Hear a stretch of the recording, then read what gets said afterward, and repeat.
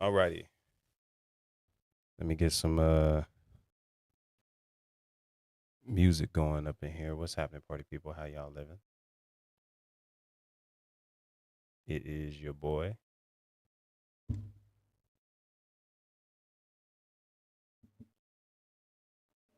Where are we at here? Do do do do do do do. That's just the way it is. Do do do do do do. Things will never be the same. That's just the way it is. That's the magic of great. Oh yeah. We getting some stuff started here. What's happening, party people? It's your boy, Coach Sean. Welcome back to another episode of the Secure Show. We are here to build healthier, happier, and whole relationships with yourself, with God, and with others while building security that lasts beyond marriage. It is on and popping.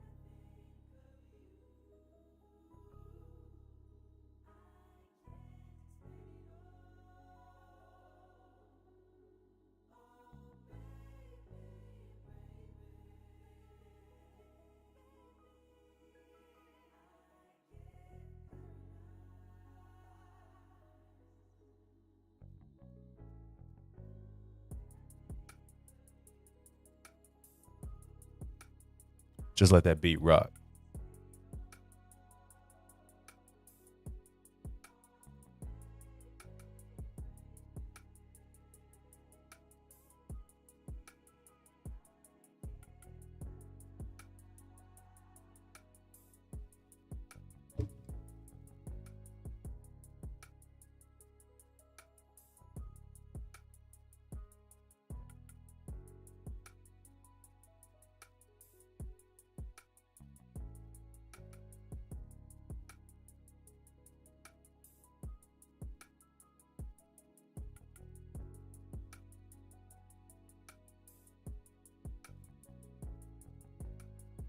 Mm, mm, mm, mm, mm, mm, mm, mm, mm.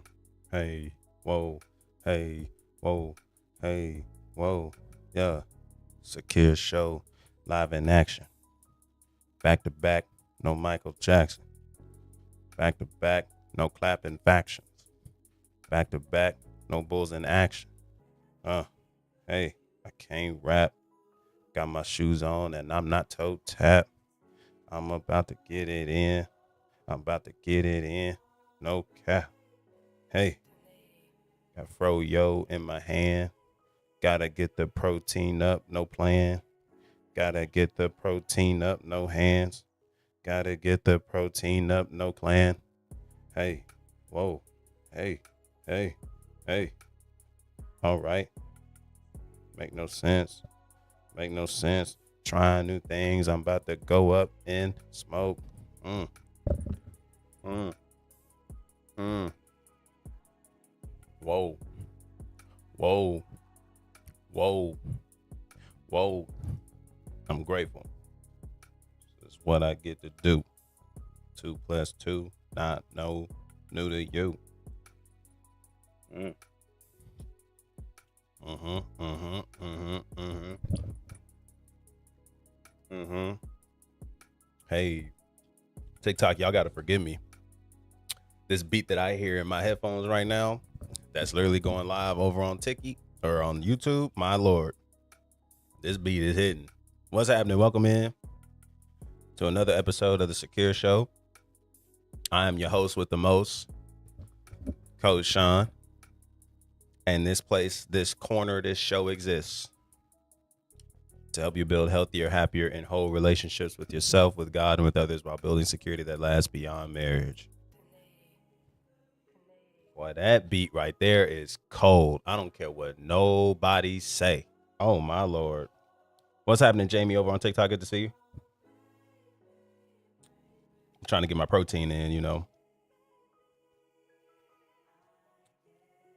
Probably should have ate it before I went live, but we'll make it do. We're in for a good conversation. All right, I don't need no ads. I don't need no ads. I don't need it. I don't need it.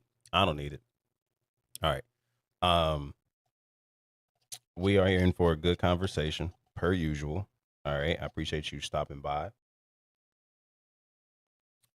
and allowing little old me to invade on your day to make it better than maybe the way you came in. All right. So as always, as you're joining in, regardless of the chat you're in, if you're watching this live, if you're watching the replay, drop your life satisfaction on a scale of 1 to 10. How are you feeling today? All right. We are approaching Friday. It's Friday Junior. All right. I mean, come on. What's been the highlight of your week? Let's talk about that. What's been a highlight of your week? How you feeling? And this is another session of like ask me anything. We've been doing pretty well with those. So I just want to keep them up. I don't have any particular topic that I want to just bum rush y'all with all kind of teaching and all those things. But this is going to be a good conversation to at least start on. All right. So I appreciate you guys joining in. We already got a question in the TikTok chat and I'm excited to answer. Be sure to like the live, follow, like the video, subscribe, all the things. I just recently dropped my latest video designed to help couples understand why y'all keep arguing and why y'all keep fussing over the smallest things. All right.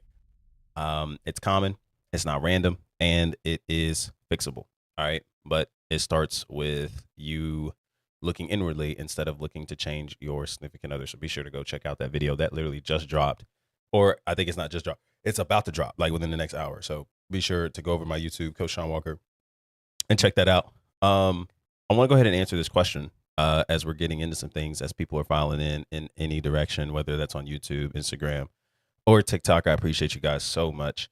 Again, this is Ask Me Anything, so be sure to fill the chat with your questions. On TikTok, hit that pink and blue silhouette to call up. You'll spend a few minutes asking. I'll spend a few minutes answering. And the topic that we're discussing today is that the breakup didn't change you, it exposed you. All right, the breakup didn't change you, it exposed you. And we're going to have some conversation on why that is and why this reframe is actually more important than the plethora of different things you've probably heard on social media in regards to breakups and how to get over them. Okay. I love the question by 8 in the chat who says, bro, how can I move on? And I think this just segues us into this conversation very smoothly because moving on from a breakup, man, first and foremost, requires us to look at what this breakup exposed in us. Okay. And I say that because so many times we make the story that we're creating about the separation or loss of relationship to be more about the person that we connected with, the way that they left, who they were, maybe what they meant to us, all the different things. And what we have to realize is that anytime that we go through a separation or loss of relationship, it doesn't mean that it can't hurt. It doesn't mean that we can't grieve it. It doesn't mean that we can't feel it. It doesn't mean that we can't be sad about it or that we can't experience the waves of emotions with it. What it does mean is through all of that, we have to ask ourselves, what is the story that we're creating about this relationship or about this relationship we wanted that didn't even come to fruition? Because that is actually what we're more sad about. Okay. We're actually more frustrated and angry at the fact that, there was a version of this person or a version of this relationship that we now cannot even live out because this person no longer is here. Okay. We're clinging to potential. This person, we decided to make everything we tried to center our whole lives around. We tried to make a center of our world. And now that they're no longer here, we're noticing how faulty that setup is, not to necessarily swing us to a direction of like, oh, we hate women or we hate men. Like, no, we need each other. But in order to move on, we have to be able to accept the reality of what is. And the reality is that the relationship we had or we wanted is no longer the case. Okay. This also leads us to understand that the pain that we're experiencing is more towards the meaning we're attributing to the breakup or relationship. Okay. I've explained this before on so many different sessions, whiteboard sessions. I encourage you to go check out one of my latest YouTube videos where it's basically titled "The Getting Your Spark Back and How to Overcome a Breakup." Because the difference between people who overcome breakups and those who don't isn't necessarily the absence of a breakup, isn't necessarily the absence of emotions, and isn't necessarily meaning that the specifics of a breakup changed or were less hurtful or were less impactful. No. The difference between somebody who gets over a breakup and someone who doesn't is the story that they cultivated around the experience. So there's one person who may look at the breakup and say, I lost my world. I lost everything that this person meant to me. My world is falling down and I don't know how to recover. Maybe you are someone who's thinking, oh, snap, like this was my last chance at a successful relationship and now that's gone too. Maybe the story is I'm not enough. I can't be enough. I don't know what else to do to get someone to stay. And I guess I'm just going to be alone and single for the rest of my life. Maybe there's a meaning that you attributed to the breakup where you said, God, it doesn't want me in a relationship and it's clear as day. God doesn't want me to have a marriage and it's clear as day. And so this story that we are rehearsing in our mind over and over again, that we feel like is the only story that makes sense, the only story that really culminates into something productive or something meaningful, or the only thing that we can really see, we begin to look so far into lack that we don't look into abundance. What's the abundance in breakups? What is the abundance that happens when we experience loss? Well, there is a perspective that we look at it and we raise a question and we say, man, what did I gain from this relationship and from this experience? What is this loss exposing in me that I have the ability to engage in and cultivate? What is this pain leading me to that's actually more purposeful than something that is less or something that I lost, something that isn't worth it? Okay, because when we reframe pain in the lens through the lens of purpose, we actually have leverage to overcome that which we're hurting by. And what we'll realize is that what's really causing the pain is all the meaning we're giving to the relationship and the person and the situation, not because that's actually what it means, but because that's the only thing we think that it could mean. And anytime we experience loss and lack, we can amplify it. Our brains typically like to zoom in on that and amplify that quicker than the abundance and what's available. Because you probably have not considered in the midst of going through your breakup. And it's not to say again that we can't feel these emotions and we can't feel sad and we can't have a moment, but you probably haven't thought about, like, man, what actually did I gain here as it relates to the loss of this relationship? I know I maybe wasn't ready for it, didn't prefer it, didn't want it, but what did I gain?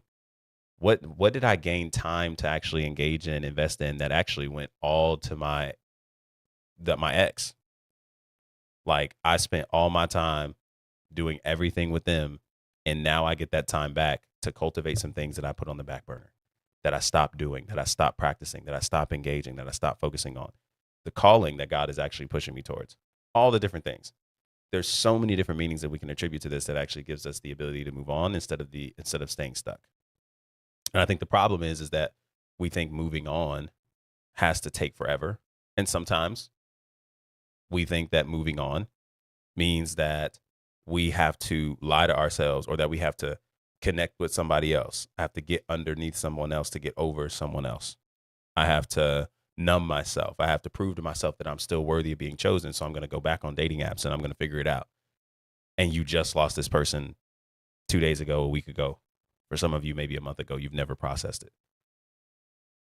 So we move on tangibly by reframing the story we're attaching to the experience of the breakup that we're having, because the difference isn't less breakup, less conflict, less challenge.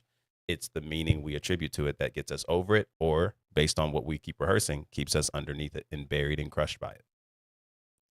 So even in moments where you might find yourself rehearsing that you're not enough and you're not cared for, you're not loved, and relationships can't work out, when you become aware that that's the story you're rehearsing, let's catch that, because once you're aware, now you have the ability to do something you once didn't think you could do without this awareness. And that's make a different decision. That's feel something different. That's focus on something different. That's make a different choice. And the different choice is, I want to lean into something that actually makes me more satisfied and content with the life I have and focus more on abundance. And you realize how this fits in any category of your life, not just breakups. Some people have been stuck on breakups for years, and Olivia Dean was on replay and just reignited stuff that y'all have not healed from. Olivia Dean made y'all feel like, and she's not the only one, but she has good music, so I ain't hating on Olivia Dean. I love it.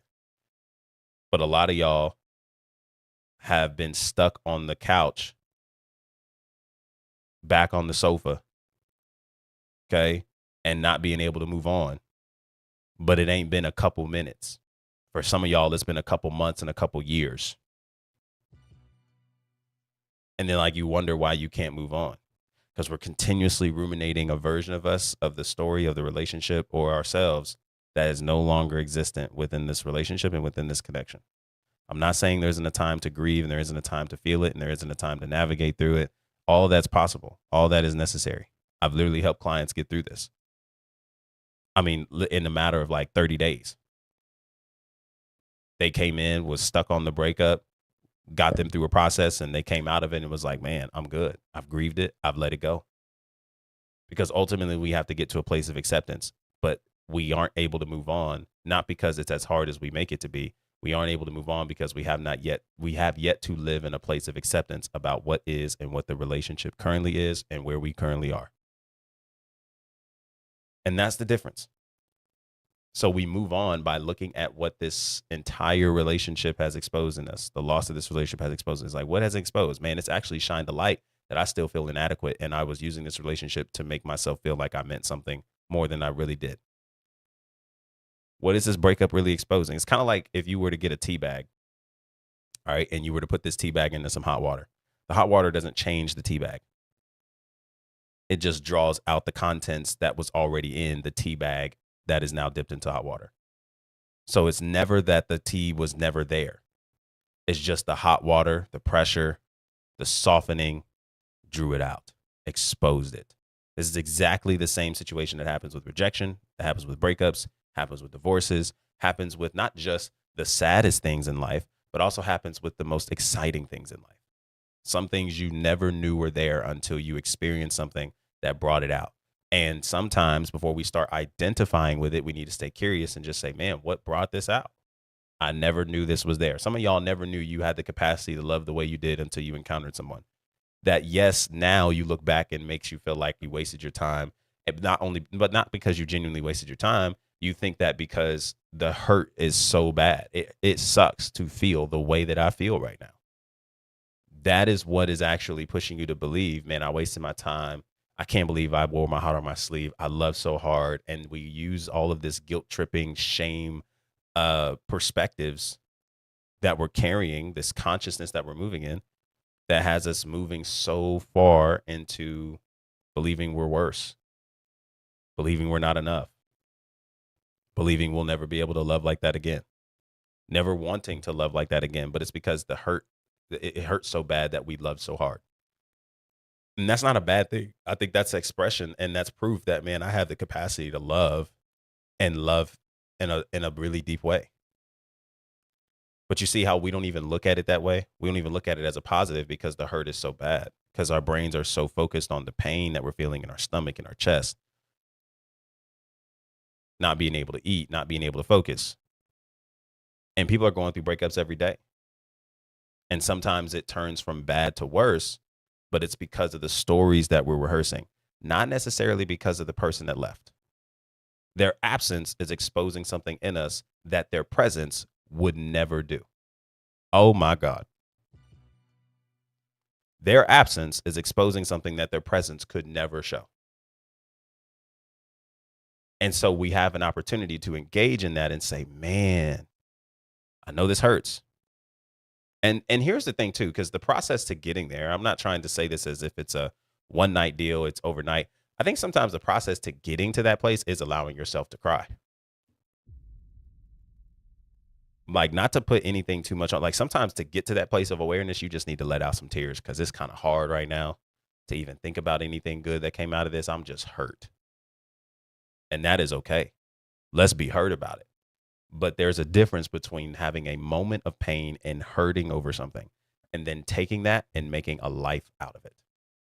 Do y'all know how many people have gotten into marriages, next relationships, have even built multi-figure dimension businesses, not from a place of abundance, but from a place of hurt and pain. I never healed from this person that broke my heart, that told me I would never be something, and I was together with them.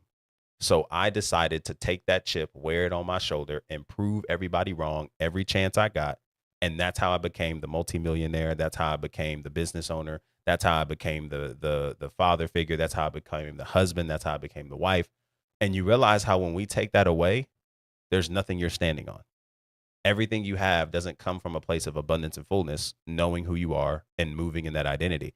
All of this came from you trying to prove somebody who, guess what, ain't even looking your way. All of this came from you trying to prove to somebody who's not even paying attention to you that you were able to do what they said you couldn't. This is why there are so many children who will tell you, whether they're grown adults or they're coming up and growing, and had parents who constantly tried to live vicariously through them, that half the stuff that their parents made them do, they didn't want to do, didn't care to do, and their experience with their parent was not something that was abundant, because that parent always said, I would never be like my father. I would never be like my mother. I would never be like this. And so you decided to go the extreme opposite and forgot that your kid is actually becoming something, growing into something, and wants something of their own too, that doesn't involve you living vicariously through them, fulfilling dreams you couldn't because your parents wouldn't allow you to. Or am I saying too much? Because we got all day. So like there's so many different approaches to these things. And sometimes our minds are so locked in on what we don't have and the lack we're moving in. We can't take a second to consider, what is the abundance? What do I gain from this experience that makes a difference? It makes a difference. Okay. How do I forget? It's been 2 months. I don't necessarily think it's the mission. The mission is to forget. Nobody. I think forgetting. I think okay. So like we have these goals, and I'm gonna break this down. Okay, but we have these goals. Like okay, the sign of me overcoming this breakup is if I forget them. I forget their name. I forget their existence. But we're not necessarily like we're saying I want to forget because I want them out of my mind and I want them off my heart because the pain is a lot, or I just don't care. Or I'm tired of thinking of them. But the goal isn't to forget them. I think as the more you live and the more you experience and the relationships you might get into in the future when you're healed, you might still remember their name. You might still remember their birthday. You might still remember those things, but it's not from a place of celebration. It's not from a place of memorial. It's just a thought that comes across your mind. The goal isn't to forget. And I think that's what we should scrap. The goal is to actually be able to manage those thoughts that come across our minds healthily, that we don't cling to them and make them bigger than what they are. Just like the goal isn't to not have negative thoughts. Y'all, negative thoughts are going to show up in our life throughout the course of our life. We were talking about this yesterday. If you were here with us, shout out to those of you who were. Okay. We go live every day, 1 p.m. Central Time. Welcome. Okay. Be sure to like the live, repost, share, subscribe, follow, all the things, and click the link at the top of my bio to get a book session so that we can unpack some things, because you're one conversation away from the version of the person you want to be. And sometimes it only takes one conversation to do that. Okay. Go book your session. Hurry. But listen, just like with our thoughts, the goal isn't to not have negative thoughts. We were talking about this yesterday. The average human being has anywhere between 12,000 to roughly 65,000 thoughts a day, and 85% of them are negative. So what does that tell you? That we've made a mission and a life out of trying to say, hey, I don't want to have negative thoughts. We've made a mission to say, I need to stop having these type of thoughts, instead of building the capacity to manage what comes up in the event that those thoughts flash by. Because that's really what we're trying to get at. So it's not so much about trying to forget them. It's just, hey, let me build the capacity to navigate the thoughts that show up. That way I don't cling to them, or that I don't give them permission to control me. That's a difference maker. So I don't want you to necessarily make the goal forgetting them. I want you to make the goal, okay, when the thoughts show up, I want it to be something that I just grow to let pass, to not cling to, and to not allow to ruin my whole day, my whole week. And on top of that, depending on how long the relationship is, you also got to think about this too from a scientific perspective. Even though you recognize logically the relationship is over, your body is still adjusting. So if it's been a 2-3 year relationship and it's only been 2 months since you guys have been out of the relationship, for example, Well, your body is still adjusting to that because guess what? Come around 10 a.m., you're used to getting, for example, a text message that says good morning. And every night you're used to getting the FaceTime call that lets you know they got in safely and that they're debriefing their day. That became a regular pattern in your life for a season. So because you grew used to that, you started looking at your phone by the time 10 o'clock hit because you were expecting the notification to come that somebody was about to FaceTime you. Like that became a regular thing. So now that we go from doing that to now all of a sudden that's no longer there, that is a massive transition for your body to experience. And for us to believe that we're just supposed to get over that and let that go immediately without ever engaging in a lot of these things that I'm telling you repetitively, consistently, routinely, fam, that's an unbearable expectation. So let's not make a expectation of like, oh yeah, I need to forget them. Move on. Let go and let God. Sounds good, but your body's still adjusting. So I think we embrace that, but we embrace it and lean into it by not clinging to the thoughts that travel through our mind or the emotions that come up as it relates to this person that we're separating from. Because we're not just separating from that person, we're separating from the version of them that we created in our mind. We're separating from the story that we created of this version of this individual that we wanted a relationship with. We're separating from the marriage that we cultivated in our mind and we didn't even get to the engagement. We're separating from the version of us that said, man, I wanted to get them every gift. I wanted to bring them around my family. I wanted to do all these things. So we're also grieving those aspects too, not just what we don't have or the moment. So yeah, I don't think it's the goal is to forget. Let's change it up. A better question is, how do I manage the thoughts that come up when this person flashes across my mind? How do I stop myself from engaging in those thoughts or feeling like that's evidence that I need to reach out? I need to break no contact. I need to do all that. Now we're talking, because I think that's really what it's about. I hope that made sense. Put a one in the chat if it did and helped anybody. Thank y'all so much for tuning into the live. If you're unfamiliar, my name is Coach Sean. I'm a faith-based relationship coach. I've helped hundreds of people build healthier, happier, and whole relationships with themselves, with God, and with others while building security that lasts beyond marriage. And by hundreds of people, I just mean men and women who are living anxiously and want to get to a place of security. I've helped so many people through breakups, so many people through all different kinds of areas and seasons of their life and get to next stages and places. And that could be you too. All you got to do is go to the top of the page on my TikTok, click that link tree, and book your one-on-one call to get the conversation you need, because we can get a lot done in 60 minutes to get you from where you are to where you want to be. And sometimes the difference isn't as much as you think. It's just one conversation that plants seeds that creates lasting transformation. Do it and hurry. Okay. Shout out to everybody on Instagram. Shout out to everybody on YouTube and beyond. Okay. I appreciate you guys a ton. Now, on to the next question. Is it worth it to let go of a man of 2 years who treats me really good because he's unready for marriage? Is it worth it? That's a great question, UK. I would say this. One, we have to be honest about what we are ready for now. And the capacity that we have. Okay. Because truth is depending on where you are in life and what you're looking for, I think that is kind of what's going to determine this answer. Because I just actually celebrated. This is not to necessarily say this is what you have to be, but I just want to give you some insight. Okay. I literally just celebrated a brother of mine who recently just got married, and him and his girl were dating for 6 years. Now, I'm not saying that 6 years is going to be your story.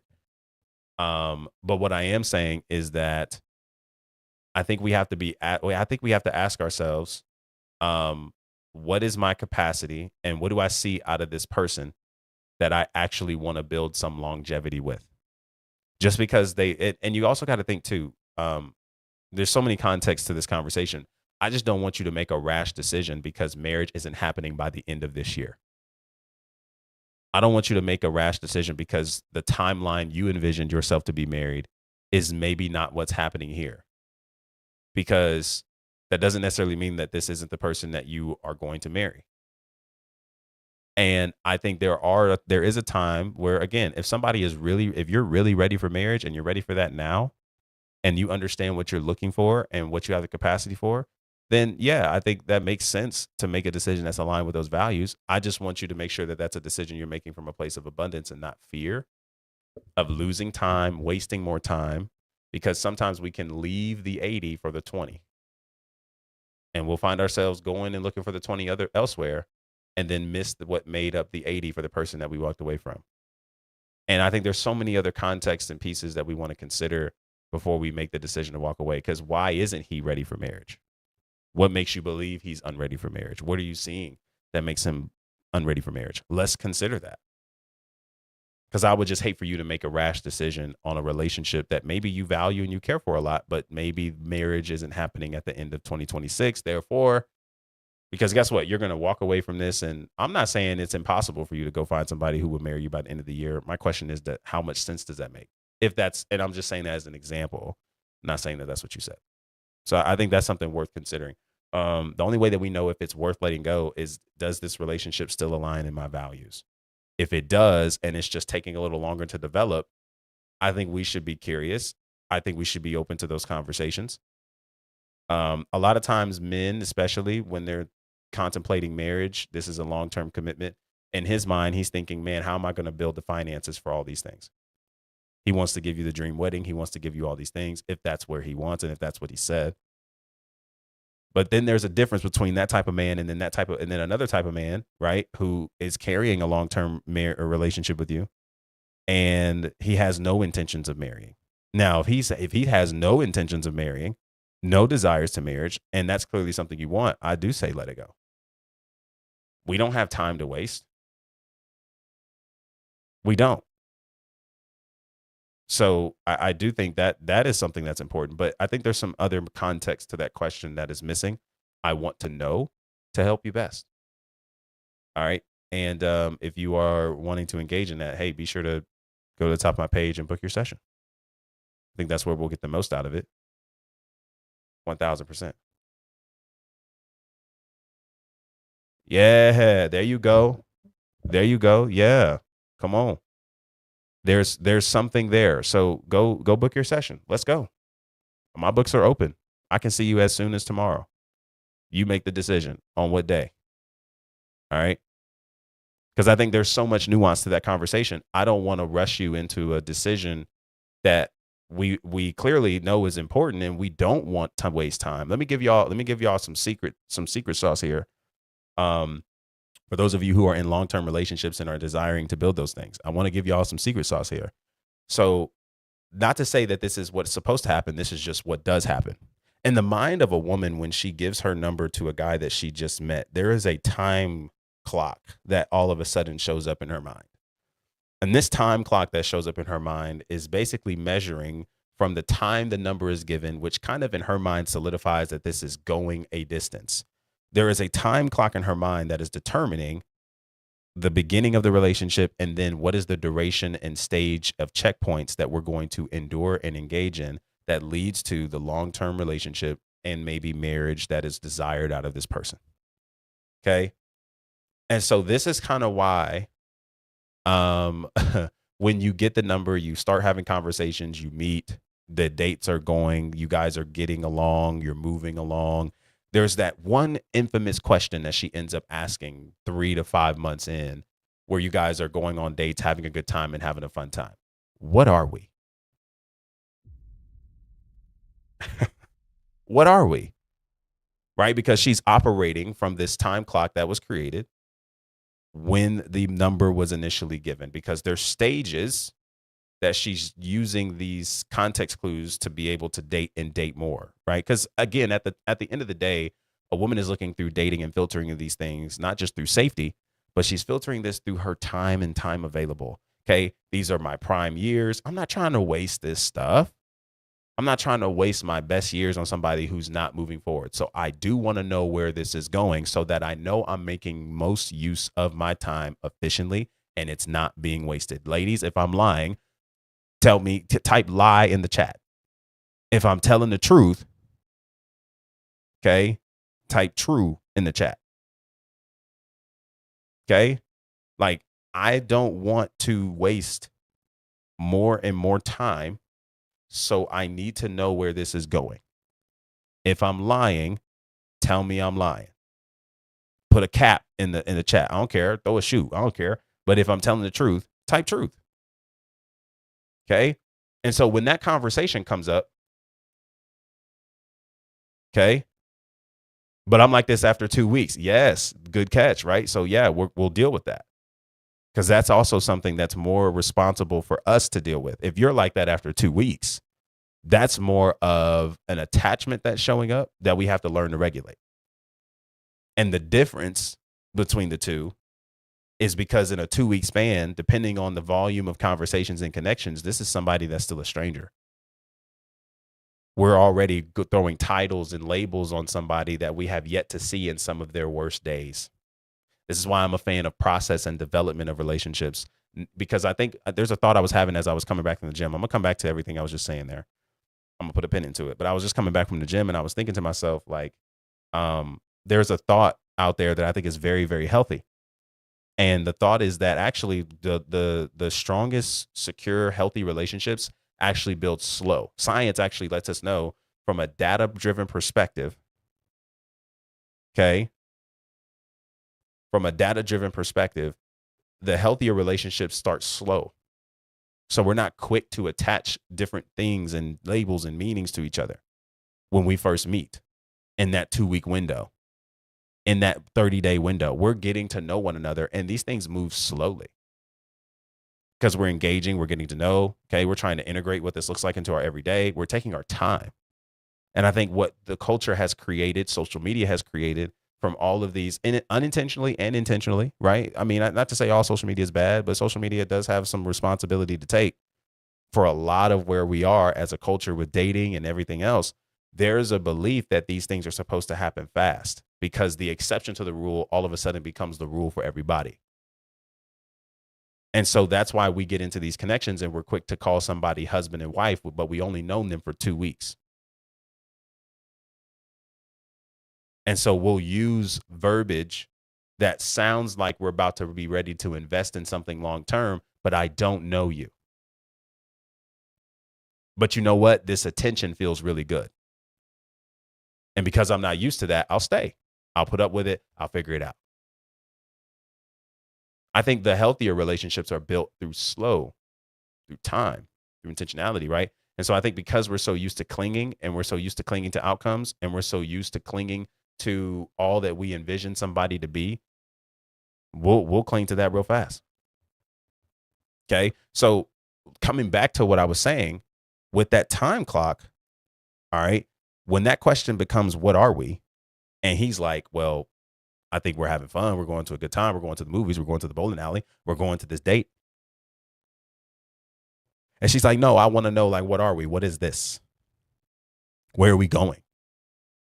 Because he's so caught up in the now and she's thinking ahead in terms of what is this going to mean? And am I investing my time appropriately here? Because I don't want to waste my years because there's a genuine belief that I won't be chosen and valued as the older I get. Okay. And we know that dating is not fair across the board for men and women. It's not the same picture. It's not the same vantage point. So there's some realities there that we have to take genuine concern and consideration of. So fellas, if you're not interested, stop wasting their time. That's the secret sauce. If we know this is how she's moving and how she's approaching, so let's just be honest and upfront, and let's not move into this direction of trying to drag somebody along for you to figure out what you want to do with her. Be intentional upfront because she is actually trying to move with intentionality to where she wants to go and where she wants to, and who she wants to be.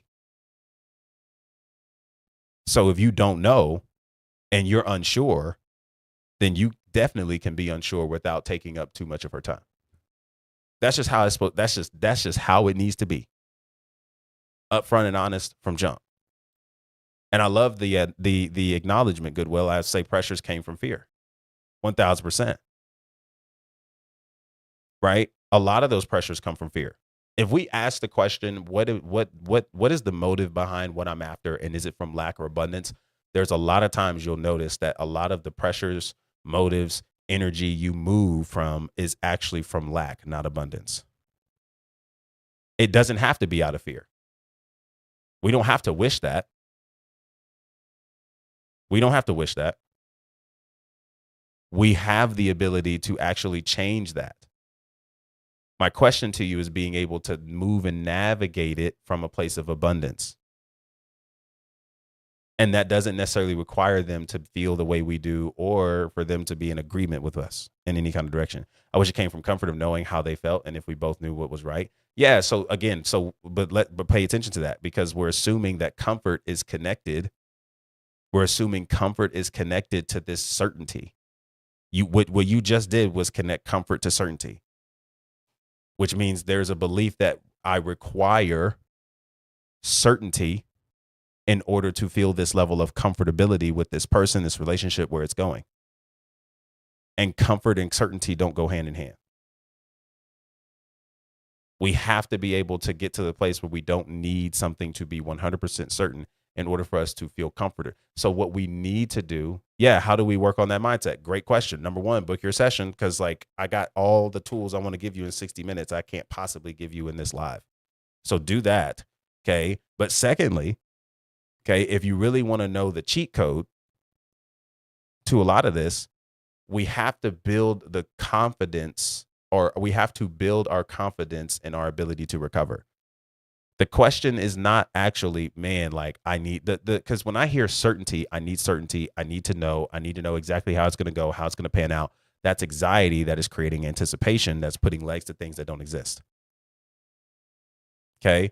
How do we deal with that is when we put ourselves in position to build a greater confidence and tolerance within our ability, not just to choose healthily, but to be able to handle the events that may come that go against what we may initially want. A lot of you are experiencing and going forward in lack, hurry, fear, living off of these things because it's what your nervous system is used to, what your conditioning is used to. And so when you operate from those places, you don't take the time to think about or even consider or move from the aspect of building the confidence to recover from things that happen unintentionally or intentionally, things that happen that you weren't looking for and you didn't want. When your confidence to recover is greater than your fear of failure, now we're working with something. Because now you start taking chances. Now all of a sudden time doesn't really look like it's against you. It actually looks like it's for you. Let's not rehearse that story, hot oil. Of course you can do something. Of course you can stop thinking about her. But again, the goal is not to stop thinking about her. And this isn't to go back and forth. But let's just have an honest conversation. It's not that you can't stop thinking about her. And the goal isn't to stop thinking about her. The goal is to actually handle those thoughts healthily and reframe the story. There's a lot of stories there, man, about what that relationship meant to you and all the things. So we have to be curious about that. And I would love to help you, man. Like, again, I work with men and women in this space. So be sure to book your session. The link is in the bio. Be sure to do that. He said it's too much for him. And what does that mean for you, Eve? Is it certainty if I'm asking what his intentions are for us as a couple? No, I think that's a great question. I think we should be intentional about that. I think that's a great question to ask. That's not us fighting for certainty or moving anxiously. No, that's us needing to know what this is. And I think that's a great question to ask. If we cannot be certain and communicate timelines and pressure, but actions are pushed back, what does that mean? If you cannot be certain and communicate timeline, I'm going to have to ask that a different way. Goodwill, ask that in a different way. I want to be able to understand that question the best way I can. Shout out to T. By the way, this title up here, okay, the breakup didn't change you, it exposed you. We kind of addressed this earlier, but it's just this aspect that the breakups that you're experiencing, and as painful as it is, it's exposing you because there's different lack and pain points that this relationship or the loss of this relationship is revealing in you. So of course we like to think, well, if they never did this, then we wouldn't be feeling this way. If they would have stayed, we wouldn't be hurting. If they wouldn't have left, we wouldn't be crying. We wouldn't be sad. We wouldn't be in the dumps. We wouldn't be focused so much on lack and hurt. And even though from a maybe immediate standpoint, we look at that and say, sure, we could say that. What we're really actually dealing with is that their absence and the absence of their presence is revealing something in us that we're uncomfortable with. We feel inadequate. We don't feel like we're enough. This is another relationship that has happened that has reaffirmed that we can't keep a successful long-term relationship, and that marriage may not necessarily be in the cards for my life. And I'm more afraid of facing that than it is the person leaving. There's something that this person's absence of presence is revealing in us that we want to be able to engage with, and at the same time be able to grieve the loss of the connection in order to get over it. So the analogy used here, the breakup didn't change you, it exposed you. I want you to think of a tea bag getting dipped into hot water. If anybody who is out here and drinking hot tea, you know what it's like. You put that tea bag in there, you move it around a few times, and all of a sudden the content in that tea bag starts to get released into the water. But realize that the hot water did not change the tea bag itself. It just simply drew out the contents that were already in the bag to flavor the water and obviously be drunk, whatever we want to say to that. Okay. So just like the contents of a tea bag is exposed, drawn out when hot water, pressure, warmth is connected to the bag, that's the same picture that happens in the event of rejection, in the event of breakups, in the event of divorce, in the event of separations, in the event of something even positive, like you get into a healthy relationship, you go on a date, somebody does like you, you experience love. It's exposing these things and drawing it out of you. And so all these things are doing are shining different lights that we want to stay curious about. And we want to be careful here because we don't, because especially in these sensitive moments, it's not to suggest that we're the problem. So don't hear that. We want to be careful with that. It's not to suggest that we're the problem. It's to suggest that if we stay curious about some of the pain points or lack that this moment is revealing in us, we actually have the leverage to change and come out of certain states of what we're feeling that gives us the ability to move forward. And again, in order to get there, sometimes it does have us being in spaces where we just need to cry. We need to let it out. We need to be sad. We need to be, in different environments and spaces where we're just processing and letting this stuff out in order to get to this reframe of the experience, the breakup, the loss, and being able to move forward, rebuilding ourselves, coming back into alignment. Here's the truth, y'all. Not every rejection is legit. Just like we also know that not every rejection is a sign that someone actually doesn't know what they want and doesn't know what they see and, doesn't value what they see and they don't care about the right things or whatever stories we might want to add to that. Just like we understand from a truth point perspective that not everybody is our cup of tea, just like we're not everybody else's cup of tea, there's also a truth factor. Two things can be true. Not everybody's rejection comes from a place of clarity. Not everybody who says no is saying no from a place of understanding fully what they want, what they're looking for, or looking through the lens of clarity. Rejection is either about preference or preparation. They either prefer something different than you or they're not prepared for you. But it does not have to mean that we are not enough for the relationship that we want, for the right person that we are wanting to connect and build with. As your fellow neighborhood relationship coach, faith-based, I've been rejected. I've been told no. I've been told that they weren't interested. I don't have to call them crazy, although I could. I don't have to call them, man, you don't even see what's in front of you, and I don't blame you. I could, but I don't go that far. What I know and recognize is that everybody is not going to like me, and I'm not going to like everybody. And one yes makes up for all the no's that have been experienced. Even if that one yes is from me and me alone, coming into agreement with how God sees me. That's what makes the difference. There's so much I want to get to y'all, but I can't do it in an hour stream. Y'all got to book y'all call. Go to the top of the page, click the link, book your one-on-one session. It just makes sense at this point. I would book me. How do you stop feeling like you made the wrong decision after walking away? Again, understand the question. I think a different direction to approach this is, how do I manage how do I manage the emotions I'm carrying that makes me feel like walking away was the wrong decision. And to that, I would say how we manage that is, one, being honest about why we made the decision to walk away. Okay. I don't know the entirety of the context of the situation, but when we typically look back and we ask ourselves, what was the main reason behind us leaving this relationship? We can recognize that we made the right decision, even though it doesn't feel good. Just because pain is present doesn't mean we didn't make the right decision. Would you write that down? Good God from Zion. Just because we're experiencing pain doesn't mean we made the wrong decision. The pain we're experiencing is oftentimes a reflection of some of the emotional investment we poured into the connection that is no longer there. We had a lot of love, we had a lot of desire, we had a lot of things that we had a place to put. Now we no longer do. So our body's trying to figure out, where do we put it? So it's kind of bottled up right now. It's kind of bottled up right now. And that is okay. All right. But let's reframe some of this, because not everything that we feel painful or that feels painful, okay, I feel like I made the wrong decision. That doesn't necessarily mean we need to enact on it and reverse the decision. Let's go back to what even influenced us to make the decision. And did we make this decision based on our values?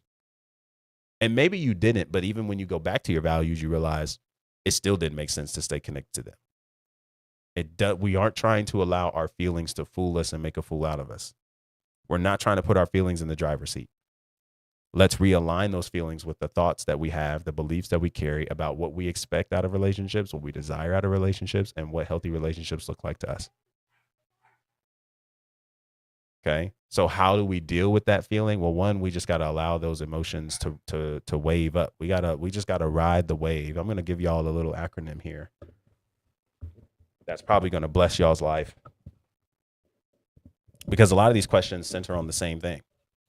Because we kind of want to stop a certain feeling and stop a certain thought and stop a certain thing from happening. And I think addressing it from this lane is actually going to be a lot more beneficial. All right. I'm trying to figure out where I want to put my plate, because your boy didn't get to eat. All right. But we're here. All right. So be sure to like this live, repost it, share it, get some more people in the room. Matter of fact, I want to share this when we get at 1,000. Get y'all get us. I got 35 people in here, man. Y'all get us to 5K likes, and I'll show y'all what this looks like. Okay. Let's get to 5K likes, and I'll show y'all what this is.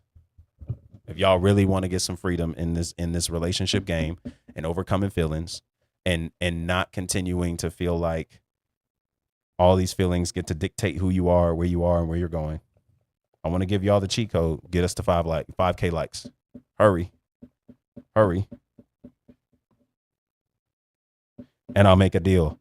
When we get to 5K likes, matter of fact, I'll make a double. I'll double down on it. Okay. We get to 5K likes. I'll give y'all this. We get to 10K. The first 2 people that go and book a session will get a second session for free on me. Okay. 5K likes, I'm about to reveal this lesson. 10K likes, if you get to top, if you go book your session, you get another one for free on me. Because we have to understand how to navigate these emotions without believing that emotions are against us, and without believing that we have to sit and stay in these emotions forever to just simply get by them. It's very important that we engage in these things in the right direction. Okay.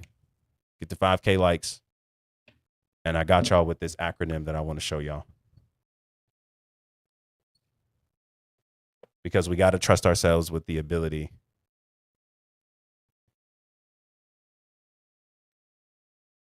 We got to trust ourselves with the ability to manage these emotions healthily. So that way they don't overtake us and they don't take us out. All right. 5K likes. And we're going to lock in 10K. And if you go book your first session on my calendar, you'll get your second one free on me. First 3 people to do it.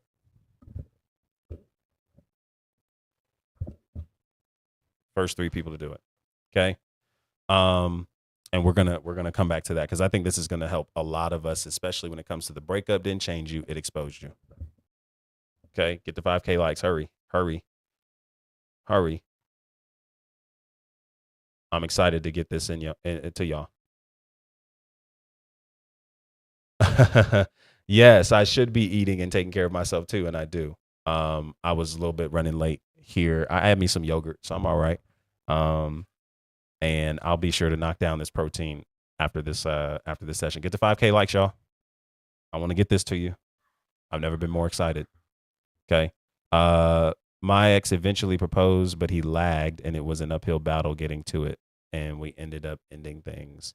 Yeah. I get you. I get you.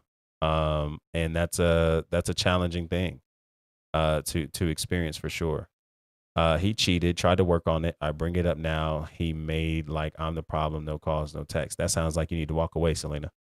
Anybody that cannot take accountability for something that they did and then choose to turn it back on you, they are the problem. And you can't build with anyone who refuses to take accountability and responsibility for their decisions and how it affected you.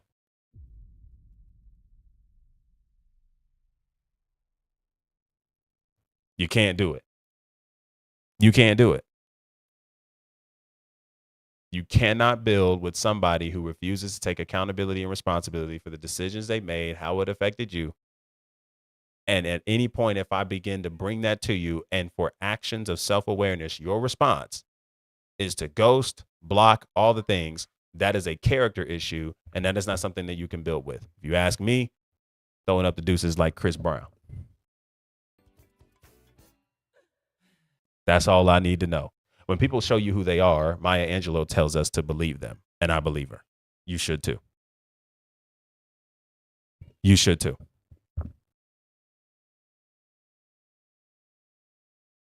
You should too. Um, how about the one that says they need to heal and 3 weeks later they want someone new? Andy, I'm going to be honest. I think that is actually somebody who just doesn't know how to tell someone that they don't want them. There's a lot of reasons why people say what they do. There's a lot of reasons why people say the things that they say. And instead of us trying to fill in the blanks and cultivate the puzzles, I think that is just us. That's just us learning. Man, they didn't want what we wanted with them, and that's not my job to figure out. That's not my job to correct. That's not my job to fix. That's not my job to cling. And I think this is also an opportunity for us to engage in anything that maybe is challenging us to feel like, wow, so that was a rejection. They weren't honest. And then here comes all the programming that might show up as it relates to our relationship to rejection. This is an invitation for us to strengthen that. This is an invitation for us to strengthen that. Um, I am no longer in the business of trying to question why somebody is where they are.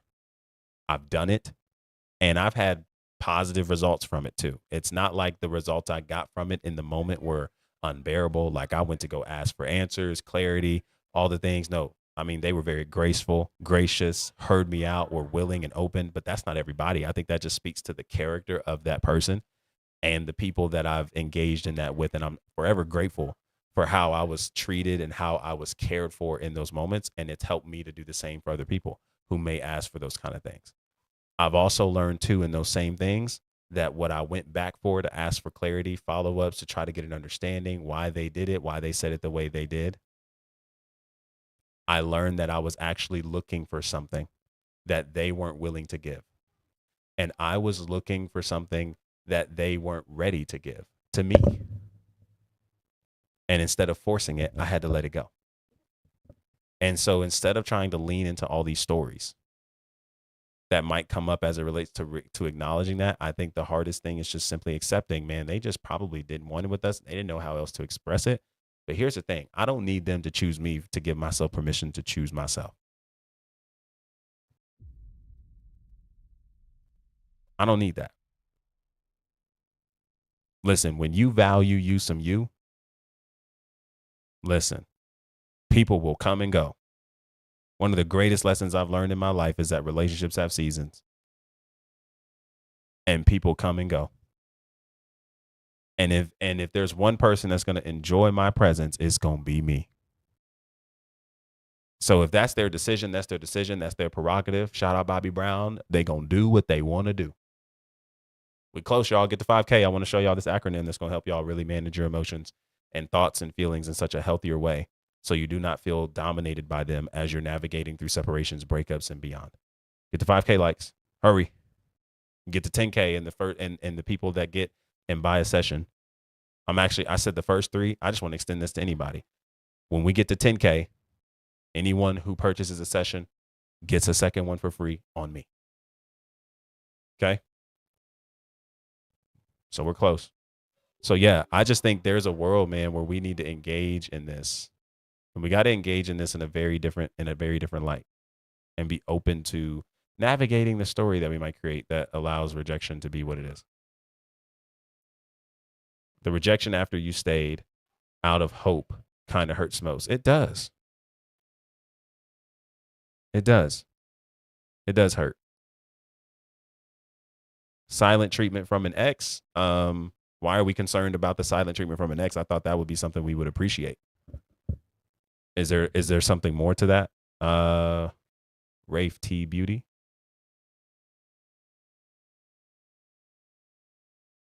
Let me know. I was broken, then fine, and now I'm back at this again. Say more. I know I can move on, but we both expressed we'd like to work on rebuilding, but it's feeling one-sided. Yeah, I think we just have to. I think we just have to be honest about where we are. Oh, we're at 5K. I'm excited. Come on. All right. So let's jump to it. Okay. Let's jump to it. Y'all ready? What do you mean by exposing as opposed to change? Yeah, so a lot of people believe that the breakup that they experience is what changed them into becoming the person that they are, when in reality, it just exposed the version of you that you are now expressing to other people. That's one reason. The other aspect is recognizing that the breakup itself is not actually something that has permission to change you from who you really are. It's just exposing the things in you that you are now learning of as it relates to the absence of this person in your life. So the breakup did not make you inadequate. The breakup did not make you feel you were not enough. The breakup did not make you feel insert the blank. It just exposed that was already there. There were moments you already felt you weren't enough. Your inadequacy was already pretty high. And so this is just what made the lights even brighter. And so we have to engage in that and face that, instead of giving permission to breakups and people leaving as to them creating that in us. Okay, y'all ready? So this is how we're going to do it, because I want to give this analogy to make this make sense. Y'all keep liking, because we want to get to 10K, because those who get, when you get to 10K, anybody who gets a session at the top of my page gets another one for free. 2 sessions for the price of 1. Lock in with your boy. All right. So with this analogy, I want you to think of this like this. All right. That let's just say that we're at a pond. No, matter of fact, we'll just use a surf analogy. That'll make sense, because that's the acronym that we're moving on. When it comes to engaging in your emotions, it's kind of like surfing big waves. Okay. The waves of emotions that are big, some waves that are big, some waves that are small, some waves that are crazy, some waves that are fast, some waves that are slow, some waves that are built. Okay. But when we engage with our emotions, this is something that we have to really, really understand. Not everybody looks at the waves as danger. Not everybody looks at the waves that represent your emotions as something that is careless, as something that is not fun. Okay. If we're taking the actual surfing picture that we're creating, let's say you had a surfboard. Okay. No Beyonce, but you was going to get on some waves. We know some people that appreciate waves. We know some people that look at those waves and say, oh, this is about to be a cowabunga fun type of time. Okay. And they're about to get on those waves and ride those waves like crazy and have a blast. As opposed to some of us who probably will get at the same beach, and instead of getting a surfboard, we probably just chilling on the sand, feet and toes in the water. Okay. We probably not going that far out. All right. But realize how nothing changed about the waves. We just have 2 different perspectives, 2 different beliefs, 2 different approaches, to the waters that are in front of us that are cultivating these waves. Y'all with me? So if we look at this from the lane of emotions, and let's just use these waves, these tidal waves, as a picture of your emotions. Okay. The goal is actually to become a surfer with these emotions, not to eliminate the waves, but to ride them, not to control the size of the waves, but to handle them. And this happens when we stop trying to put our hands into the water, or we start trying to manipulate the size of the waves. We stop trying to, control and manipulate. This happens when we just allow them to be, because eventually the closer these waves get to shore, the more they die down. Stay with me. Ohana, you on point. Dr. Nigel in the building. The greatest of all time. I appreciate you, my boy. So here's what we got to do. Surf. All right. This is the analogy. It looks maybe backwards to some of y'all. All right. I don't have the strongest markers. I was just out and I should have got some, but I didn't. All right. So the first thing that we want to do in order to navigate these waves that are emotions, that are thoughts, that are feelings that happen and that show up in our life, we want to see it and we want to surrender. What does that mean, coach? Well, this means much like if we were to be on the street, okay, and somebody, tries to accuse you of something or cause you guilty, like, hey, bro, hey, not me, hands up. You see, I don't got nothing on me. This is kind of what we're doing. It's a hands up approach. It's a hands up approach that allows us to just see the thing for what it is. In other words, this is truth. Okay. Y'all probably can't see that, but it's up there. Truth. I just got to see this for what it is. I have to see the moment for what it is. I have to see the experience for what it is. I have to see the emotions for what it is. I have to see the thoughts for what it is. It just is what it is. This is what it is. What it is, man, moms is really upset right now. What it is, man, they really just said that. Okay. They just told me that they didn't like me. They're breaking up with me. They don't care for me. They need something else. I'm not compatible.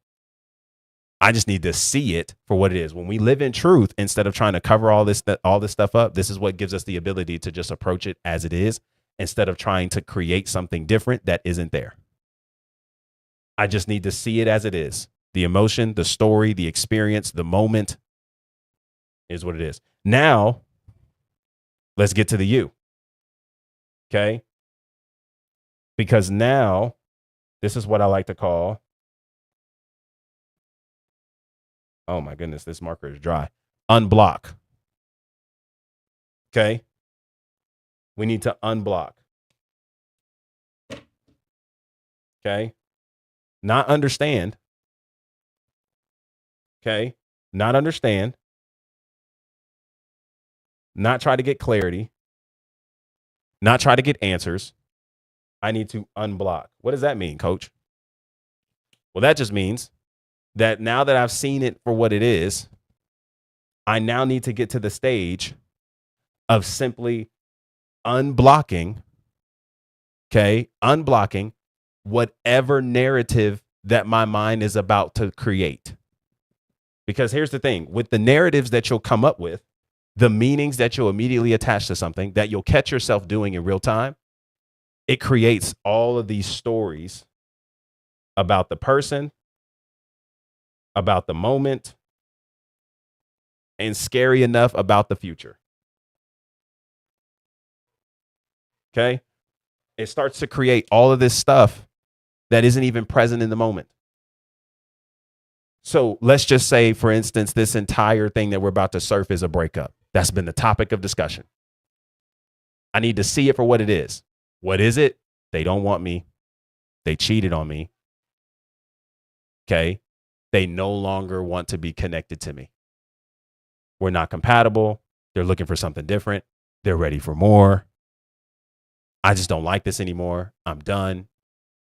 Takes us a minute to kind of process the message, the call, but it's there. I just got to see it for what it is. I got to see the emotions for what it is because it hurts. It sucks. I'm angry. I'm sad. I'm hurt. I'm heartbroken. I feel shallow, hollow, empty, all the different descriptions. Now, it's quick for us to come up with so many stories. Well, if I would have just did this, then maybe they would have stayed.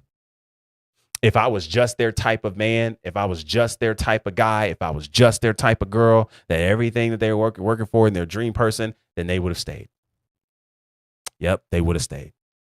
You know what? Maybe if I just wasn't so silly with my temper and with my volume and with my voice and with everything that I was saying, maybe, just maybe, we would have made it.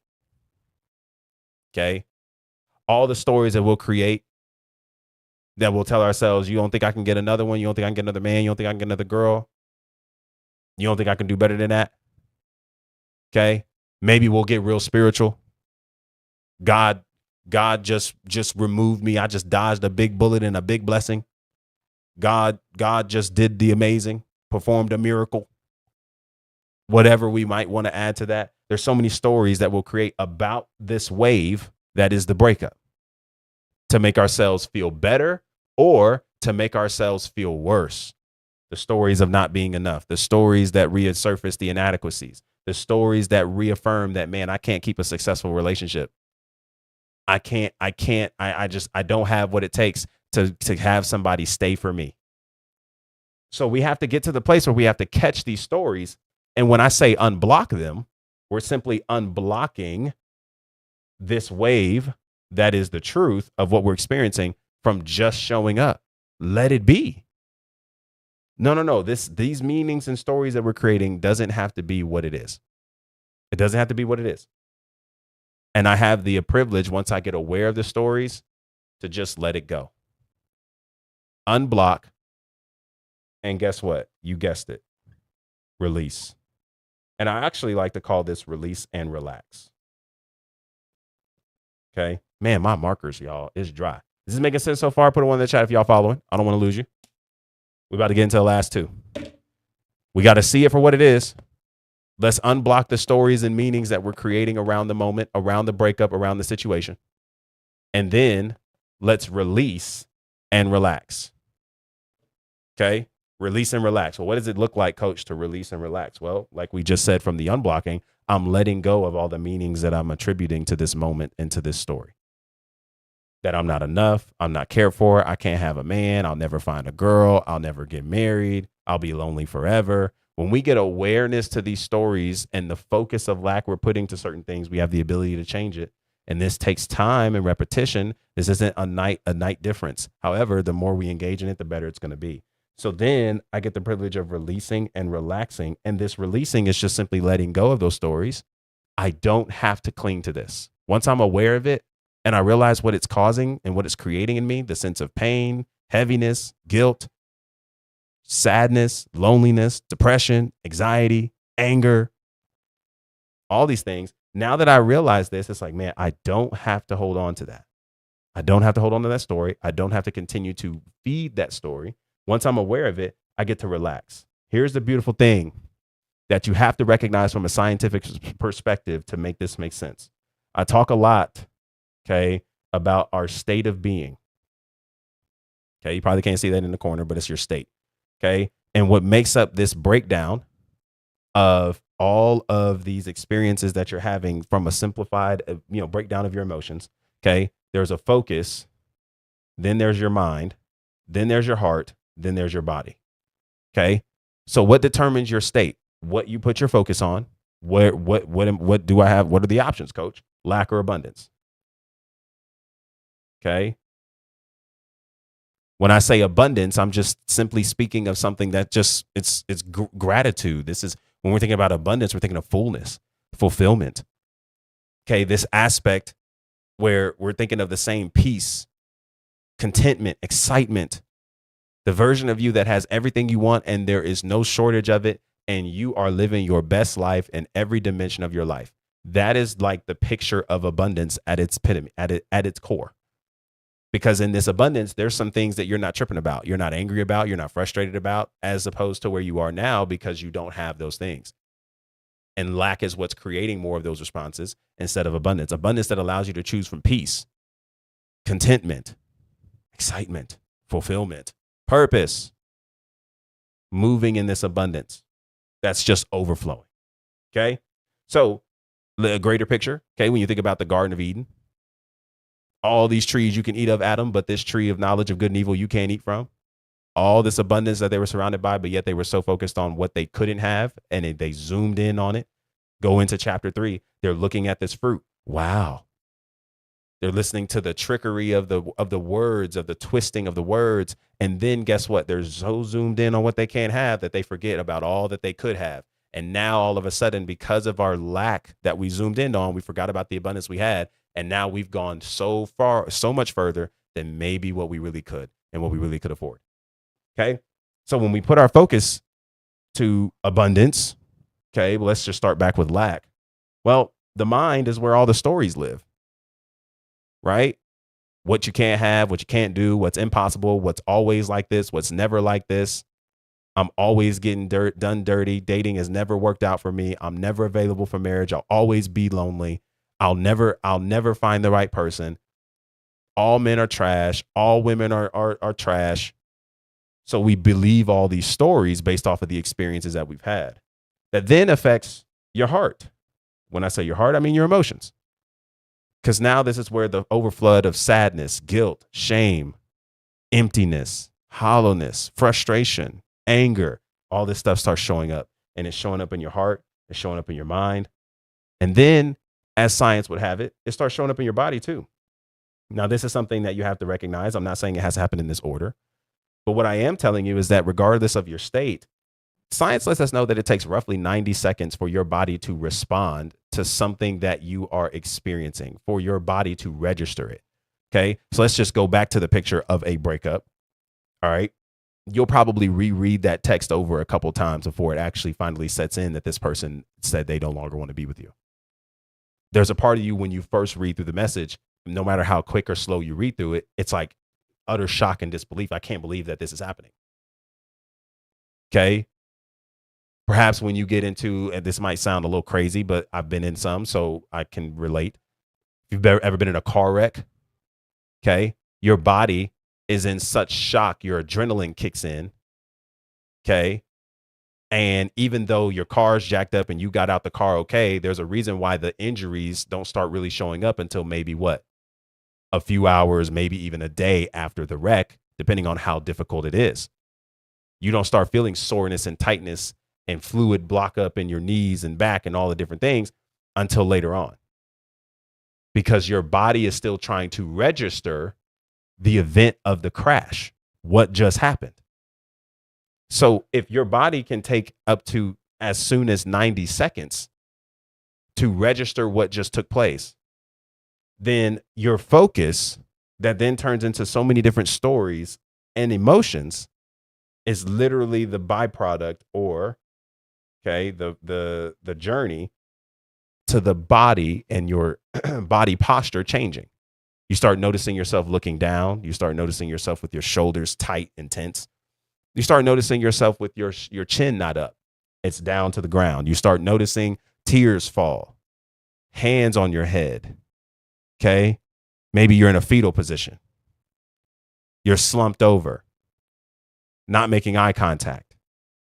So many different body postures. You start having trembly hands, shaky hands, sweaty palms, lump in your throat, queasiness in your stomach, tightness in your chest. All of these different things that are very possible, which is why you'll probably see a lot of professionals in this space. Before we start identifying what you feel emotionally, do you feel sad? Do you feel lonely? Let's actually start with what you feel where in your body. Because now, instead of trying to make it all about identifying specific emotions, we're actually trying to get to what you feel in your body, because that's going to lead us directly to more of what you're experiencing. Because what you might initially call sadness is maybe more a form of loneliness, or not even loneliness, is more of a form of anxiety. Okay. And you feel it in so many different directions. All right. So when we get this is the big thing that I want you to do, because the body takes some delay. This relaxed part is important. Y'all probably can't read that. This is not Hebrew. I'm trying to, make this as clean as possible. All right. But what brings this relaxation is our ability to just simply recenter in the present. Let me relax. Let me hop into a different state because I'm noticing I'm really sad, angry, frustrated about this moment, something that happened yesterday, something that happened 2 days ago. I'm realizing that this is pretty heavily. Okay. So I need to relax. I put myself back into the present moment. And I need to take a breath, a deep breath, in through the nose, out through the mouth, slowly release, all the things. This is what bringing our body to this sense of relaxation. You can apply this to so many different directions. I don't have time to go into all of it. Okay. But we release and then we relax. This is the steps. Because some of us can't even get here because we're so focused on ignoring the truth. We're so focused on ignoring what is. We're not good at calling a thing a thing. So we would much rather convince ourselves that it's something else than what it really is. That's why we can't get to this place of relaxing. We can't get to this place of letting go. We can't get to this place of overcoming the sadness and the hurt of the breakup. We can't get there because we're convinced that it's not over. It's unfinished business. God's not through with this yet. And yet they moved on and got a whole nother family in another state and got kids. They've moved on. They done got married. They done found somebody else. And here we are still in that realm of stuck and frustrated over who left. Okay. We got to get to this place of living in acceptance if we want to get to the rest. Okay. Hopefully y'all ready for the last one, because then, all right, now we're trying to get to this whole place. All right. Hopefully I can write this down. All right.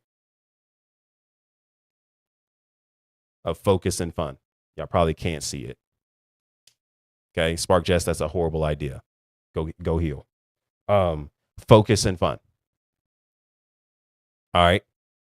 And so when we actually refocus our energy to what's in front of us, to the present, to what's available, to who stayed, to who's here, now we have the ability to recreate this entire experience with a new meaning, a new story that allows us to move forward. Go book your call, Jess. I would love to work with you. Go book your call. Link in bio. Okay. Book your one-on-one call there. And for everybody else. And if we get to 10K likes, anybody who books a call after these 10K likes, you'll get the second one for free. So y'all hurry up. Get to the 10K. We get to this focus and fun. And this gives us the ability to, instead of feeling like we are trapped by the emotions and trapped by the pain, trapped by what we lost, trapped by the lack, we're now able to recreate a different meaning out of what we're experiencing. This is where the reframing comes in, y'all. This is where the breakup doesn't get the privilege of being something that defines you, but it's something you give yourself privilege to overcome. This is where, when you stop focusing on what you don't have and you start focusing on what you do have, all of a sudden, when you were crying, you were in tears, you were sad, you couldn't eat, and now you're feeling a little better. Now I'm excited about the day. Now I'm excited about what this actually means and what I can create out of it. But it all starts with us seeing the truth. The surfer gets on these waves. He sees that they're big waves and small waves, and he doesn't try to change the waves. He just rides it out. He sees the size of the wave, so he knows how to approach it. And then he actually unblocks any kind of stories and meanings that he may try to immediately attend to the wave and tidal wave in. Okay. And then guess what? In order for anybody who is a surfer to surf eloquently, just like anybody who's in any other sport needs to play their sport efficiently, you do your best when you're relaxed, not when you're tense. You do your best to engage in what's in front of you and moving forward when you're in a place of relaxation, not when you're living so tense, so alert, and so much in fear. But that's all a lot of our nervous systems know. how to hurry, how to cling. That's all we've grown to know. Not our fault, but we become aware of it. And we now have the responsibility of doing something different. And when we get into this state of relaxation, now all of a sudden, what felt like we couldn't get out of, what felt like we couldn't see our way out of, what felt like it was supposed to be there and going to last forever, this rock that was weighing on our chest, we couldn't breathe, we couldn't eat, we couldn't see, we couldn't move.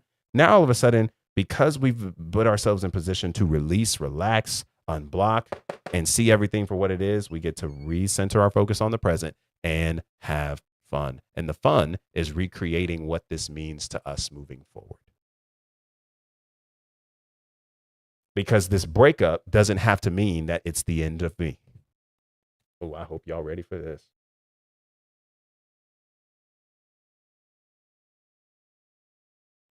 The breakup doesn't have to mean it's the end for me. It actually can mean it's a new beginning for the version of me that has what I want.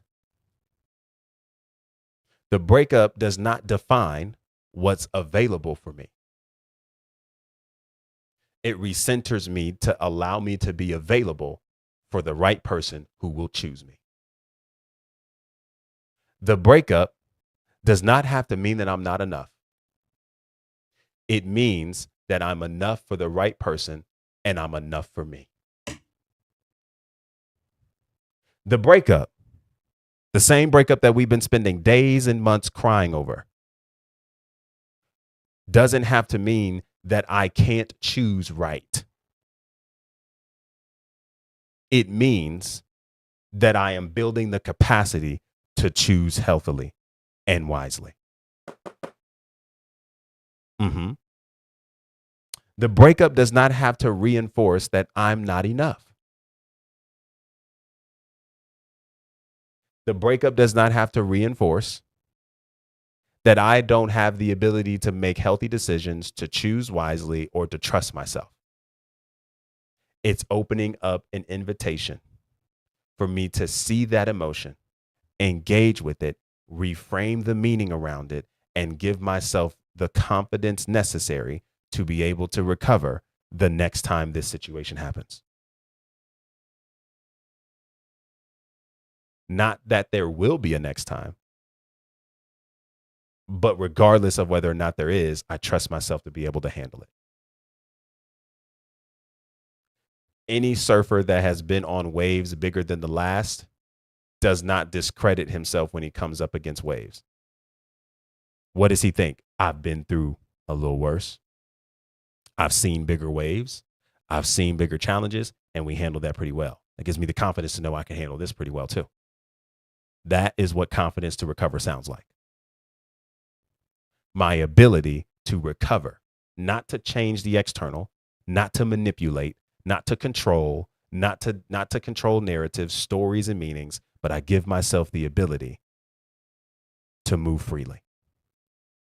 And I give myself the ability to relax, reframe, and center on fun. But it all starts with seeing what this is. It all starts with seeing the emotion as it is. And if I can't do that, being honest about what I feel, being honest about what I see, being honest about what I'm thinking, none of this matters. And we'll stay stuck and watch our life pass by and throw away people that made sense for us and fumble relationships with people that actually had capacity for us. And we will miss out on opportunities for the marriage and relationships we always wanted because we refuse to call a thing and live in truth. So on the other end of this, by us not moving in this, blow-ups, loss of connection, divorce, repetitive breakups, toxic relationship cycles, and constantly wondering why we can't get it right. So we surf our emotions. And when we surf our emotions, y'all, it doesn't stop the emotions from showing up. It doesn't stop life from lifing. It doesn't stop people from being people. It doesn't stop stupid stuff from being stupid stuff. It gives us the ability and leverage to overcome it and handle it healthily so that we don't drown by the wave, but we make it back to shore and we give ourselves the permission to do it again. Put a one in the chat if that made sense. Was that helpful?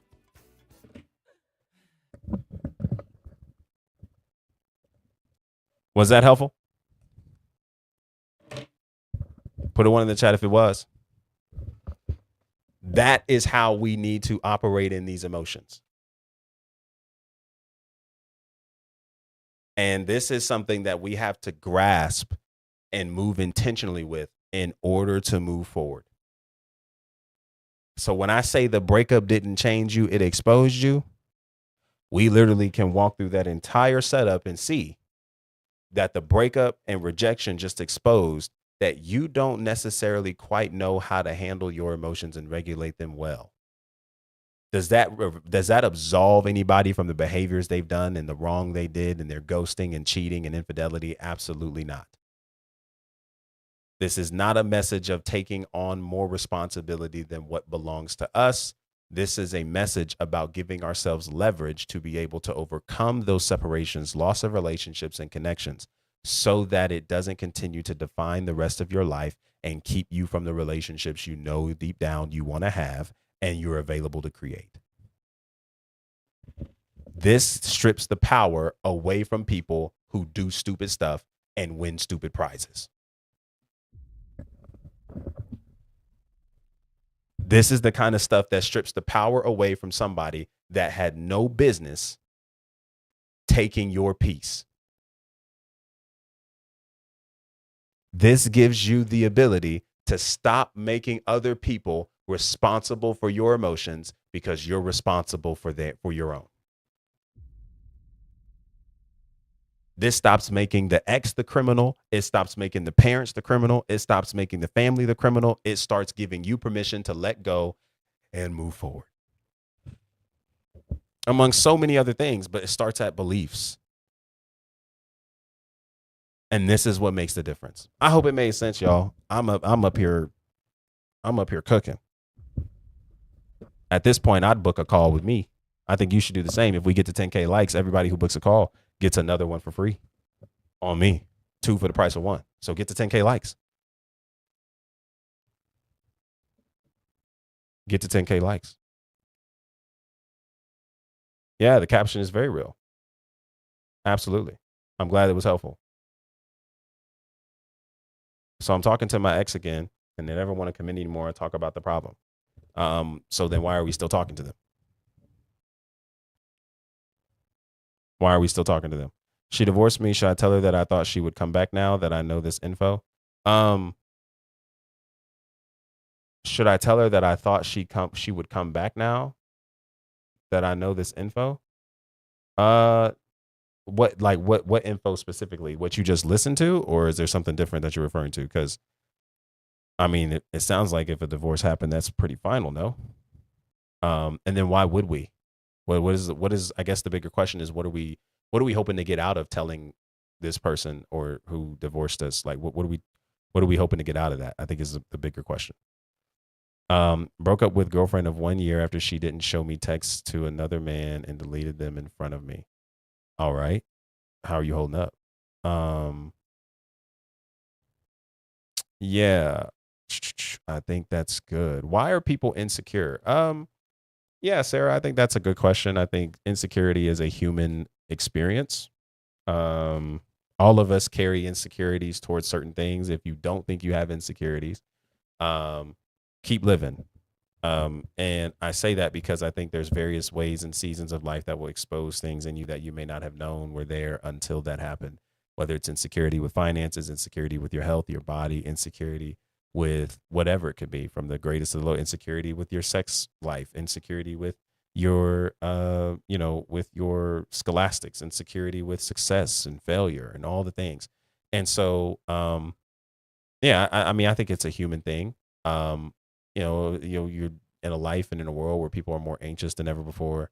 So many expectations, so many different desires and focuses, comparisons and fantasies that people live by. And so if I don't look like I have it, or if I don't look like I can play the part and play it well, then Maybe I'm not as dope as I thought I was, right? And so sometimes we focus so much more on ourselves instead of how God sees us. And I think that definitely plays a role in the insecurity that is created. And so I think the next question is, how do we handle insecurity, right? And without going too deep into things, I think you're perfect for the secure program that I have, helping people do this tangibly and practically with daily lessons, a safe community to process these things in. Um, and I encourage you. Right now, the site is down, so we're kind of fixing some things. All right, but it'll be back up and running. DM me with a message secure, so you can save your spot though. Um, I think a better question is, how do we manage and healthily deal with insecurities? And I think how we deal with them is very similar to what we just broke down with the SURF acronym. Because a lot of times we feel insecure, not necessarily because of something we don't have, but because of the story we created about what it means to not have it. How will we be perceived? How will people receive us? How will people look at us? And so that is more so what we're dealing with and what we want to build confidence to deal with and recover so that we don't drown by those things, but that we create lasting change. I hope that makes sense.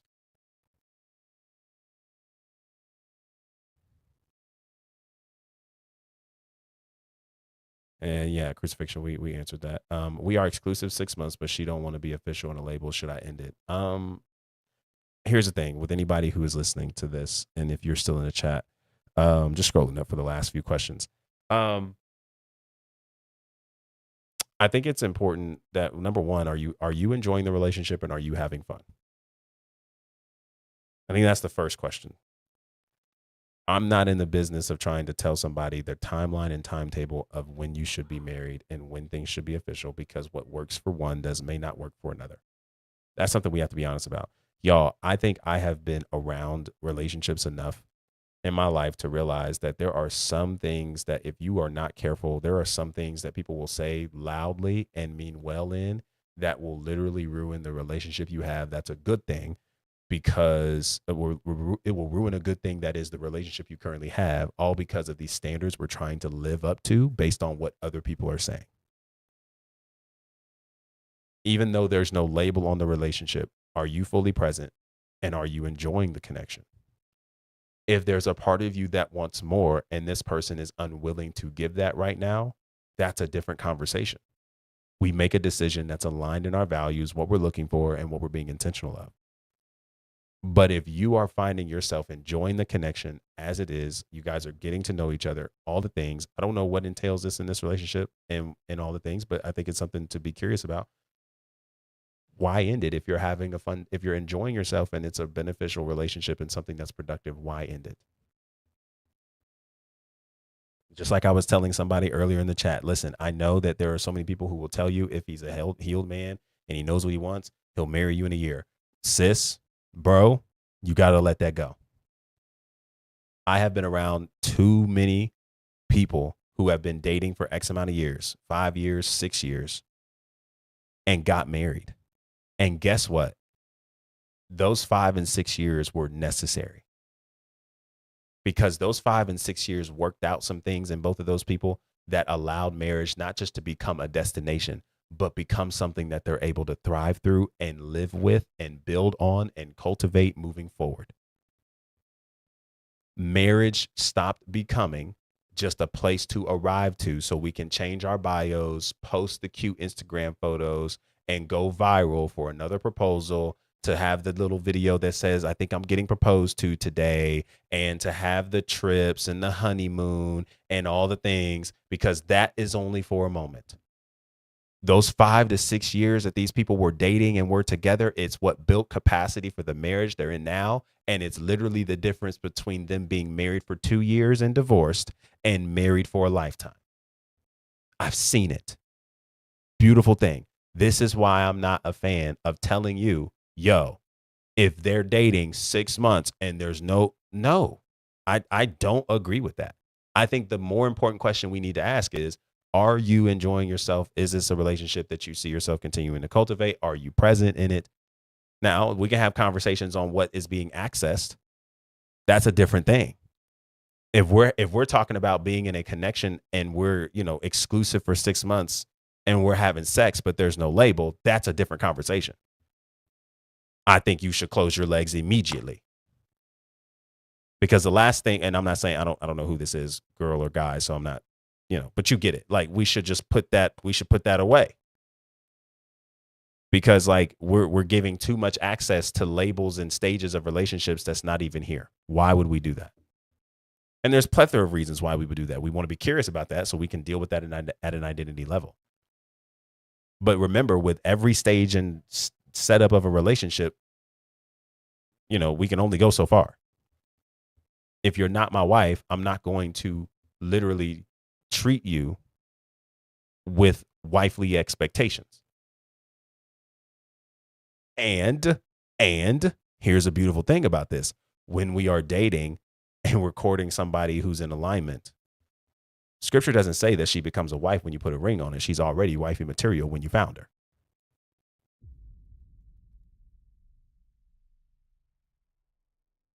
He didn't become a husband when you put a ring on it and when y'all met at the altar. He was already husband material when you found it.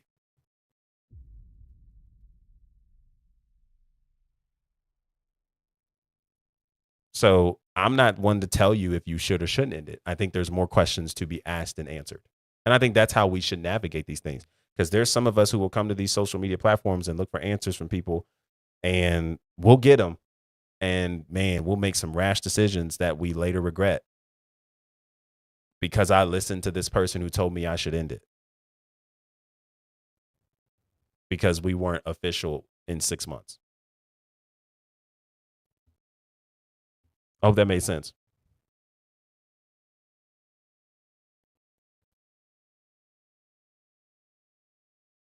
What's up, Nina? I appreciate you being here. Or letting me do the work. I know that's right. Would you ask a past partner their perception of you? Oh, would I ask a past partner my perception of me? Man, I think that could be a great self-reflection tool. I wouldn't be against it. I think I think here's what you have to be careful of though. In doing that is that I think we would be assuming that this person is answering or giving thoughts to a version of us we are today, and depending on how far apart that relationship is, I might be a different person compared to how they knew me. Like there's girls that I've entertained, I've engaged with, that if I were to go ask them their perception of me, they're only talking to a version of me that I'm well beyond. They don't know the version of me I am today. They're not around me. They don't talk to me. They don't engage with me. So they wouldn't know. So I don't think that would give us the answers we were hoping to look for. Shout out to everybody who got to 10K likes on TikTok. Come on. And for that, anybody who books a session at the top of my page, get one. You buy one, you get one free. Anybody. You buy a session, you get a session for free. You get two for the price of one. Who doesn't invest in that? Go get it. Everybody that's here, invite, share, bring your friends in who think they need some work, they need some coaching, they need a call, they need some help with their relationship, whatever the case is. We're on a generous spree right now. Buy a session, get one free, go to the top of my page and book your call. Congratulations. You guys earned it. Okay. Yeah, so I would be careful of asking that to past partners or relationships. I just don't think that is something that I would be so quick to do, because the version of me that they knew, I'm not anymore. I'm just not. And so they would be talking to a version of me that just ain't here. So I would much rather ask somebody that I'm connected to currently. I think some of the best times to ask somebody the perception of you, let's say if it was a partner who's no longer there, probably the best way would be, at the end of the relationship. Like for instance, if you were going on a courting process with someone and you just got you both learned didn't make sense, this isn't something we're willing to work forward on, I think that would be a great time to ask, okay, cool. So like, what are some things that you feel I could do better at, just to be better at dating and moving on and moving forward there. And depending on, again, that's not even to say that somebody is going to tell you the truth all the time either, right? Some people will tell you what you want to hear just to get you out their face. And I've learned that the hard way. So like, I think there comes a day with that too. So I would just be very, very careful. Very, very careful. With who I'm asking in that context. Okay. So I hope that was helpful. Any last questions? Any last questions? On about the placeholder? Yeah, the placeholder, I do. I believe I thought I sent it to you. If I didn't, yeah, I do have my framework video that I want to send you. I definitely have that, and I can send it to you, Jeremy. Um, expect that after this session. Okay. I'm actually about to close things up now. Again, you guys can go to the top of my page, book your session, buy one, you get one free. I'll give a grace period, about a 10-minute grace period. Take advantage of it, man. Hurry up. Book your session. I want to see you on the books. All right. We didn't earn 10K for nothing. Don't tell me you did all this just to not invest and actually take advantage of what the 10K likes gave. Don't tell me you did all that for nothing. Okay. Janessa, shout out to you. Thank you so much. Do you believe that people can take a break, work on ourselves, and get back to be successful? I do believe that's a possibility. However, I don't think that is a fair expectation. Let me tell you why. Because let's say you do the work, you work on yourself, you grow, you change some perspectives, you do some healing on some things. That is not a guarantee that the person that agreed to this, one, is doing the same thing, and two, once you become healed, still makes sense to engage with. And because of that, we find ourselves probably clinging to a version of someone that we engaged with that probably doesn't make sense to re-engage with, because we're just so caught up on holding our end of the bargain. And that doesn't make sense. What's up, buddy? Yeah, it got cold.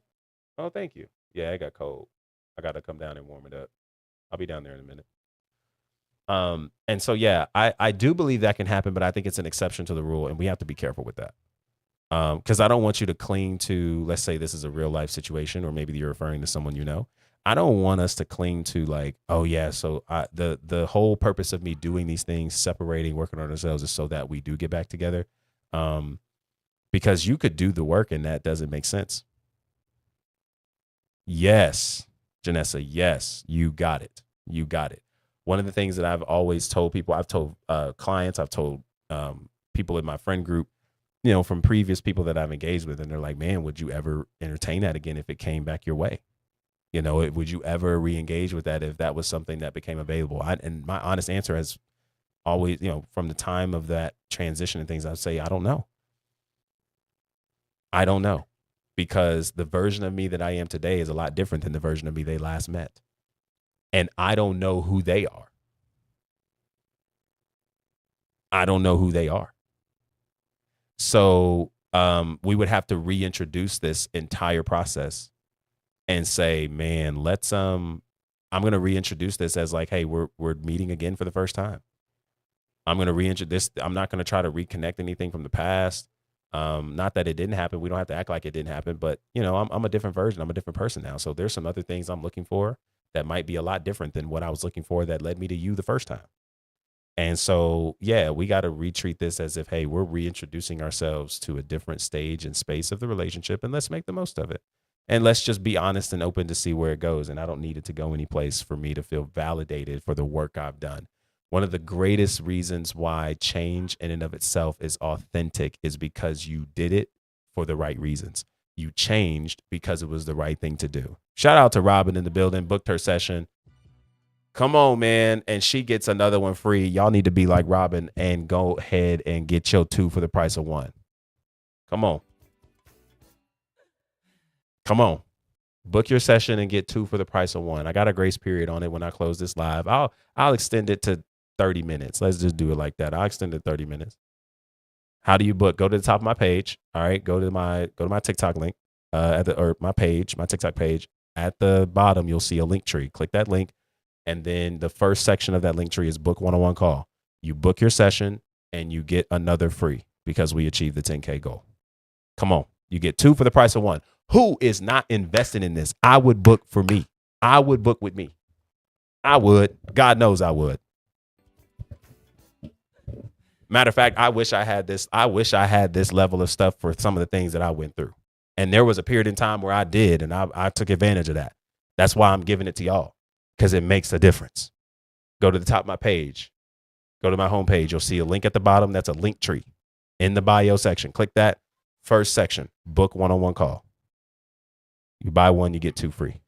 Or you get one free. Sorry. You buy one, you get one free. Robin already did it.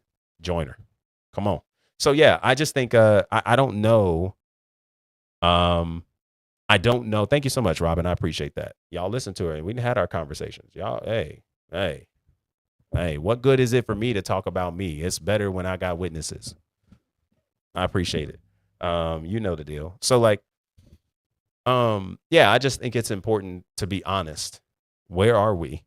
What do I have the capacity for? And does this make sense? There's a lot of people. I don't know if we would make sense if we would reconnect. I don't know. And I'm not looking for it either, but I don't know. Because I'm just a different person.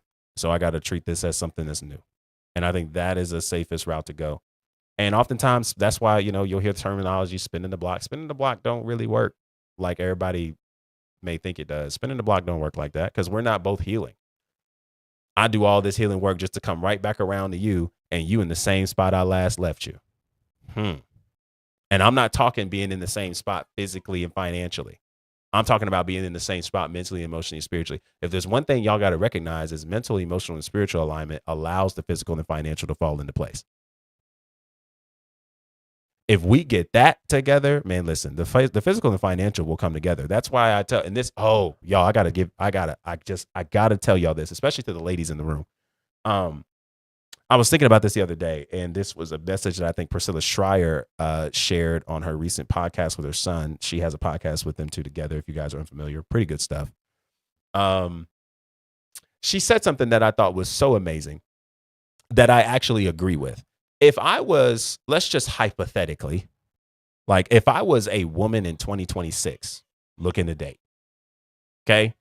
If I was a woman in 2026 looking to date, what I would do is I would look to date as, I would look to date in my younger years, right? I wouldn't necessarily wait and believe in the hype train like I need to get my degree and I need to get my money up and then kind of follow the same path as so many other people have been told. I would date, much like I'm telling other men and much like I'm doing now. I would date as I'm young, okay? And what I would do is I would invest in the vision that I see myself most connecting with and building with from a guy.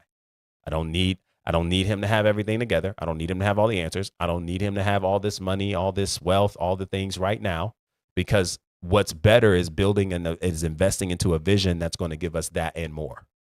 I would invest into a vision that this person and this guy is moving with, okay? That is filled with what we may call passionate. He's very passionate about what he does. He cares a lot about what he does, and he's invested into it.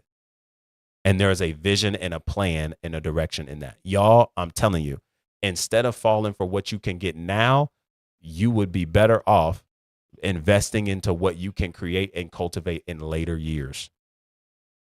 Even if you're dating later, even if you're dating in your 40s and 50s, there's still a vision. Invest in that. Now, it can be a little bit different because you are looking for somebody that's a little bit more established and all the things. And that can be fair. You're in a different season of time. But if you are in your 20s and even your 30s and you're like, yo, I'm ready to step out here. I'm ready to date and date intentionally. Invest in a vision. Don't hesitate to ask him, what is your vision? What are you building? What are you cultivating? How do you think this is going to play a role in the family and future family you create? Is this something you care about right now, or is this a placeholder? Is this something you're really wanting to build and cultivate long term, or is this something different? And that's true. You'll run into men who do that. That's why I say you invest in the one who's building. Right. So again, when you date older, when you're older and you're dating, there are some things that you have to take into consideration as part of the game. Right. There are some things that just aren't as available as they maybe once were. Okay. Very, very true. Very, very true. But when we're talking about this, and this is why I say date when they're young and they're building, and this is why I say dating when you're younger years when you're building makes the most sense, and making sure that you have some of these things on pack. Um, to me, when I asked him, but he was a covert okay, so I mean that could be where he's at. That's not all men. I would say for this particular conversation, listen, yeah, this is why I say this though. Invest in the vision that is building and growing because get this, y'all, I'm telling you, this is, and I'm not saying this from a place of like one side is better than the other. And if you're dating in your 40s, 50s and already have kids, yes, and there's a way that we can engage in this. And there's a way that y'all can still, and listen, y'all, here's the beautiful thing people don't understand.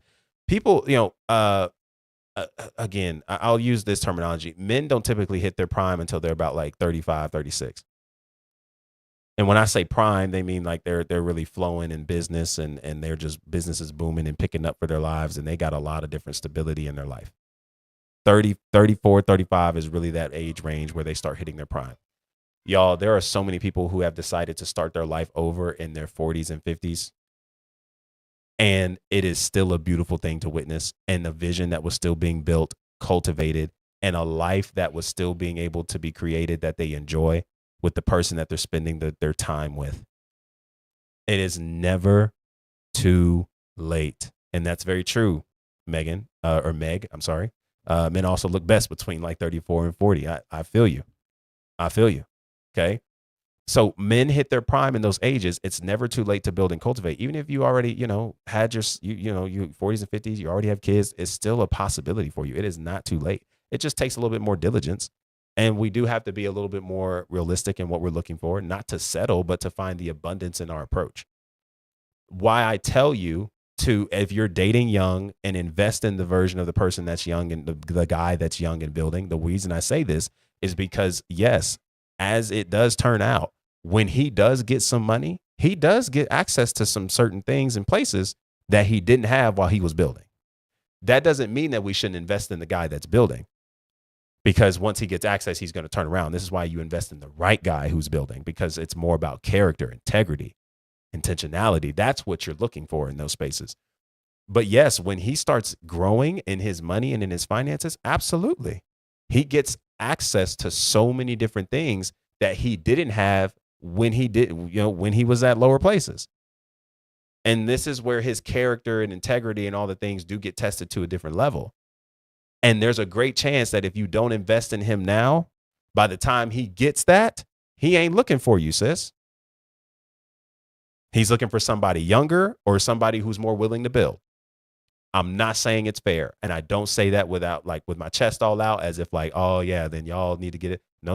Because we don't want to fall into no trap of believing if you're 30, 40, 50, then hey, it's no good. It's no luck. No, y'all, there are people who are in their late 30s, 40s, 50s, still getting married and finding the right person. Okay. And Robin, that is extremely unfortunate. Yeah. And I can understand how a lot of that does turn some feelings sour for sure.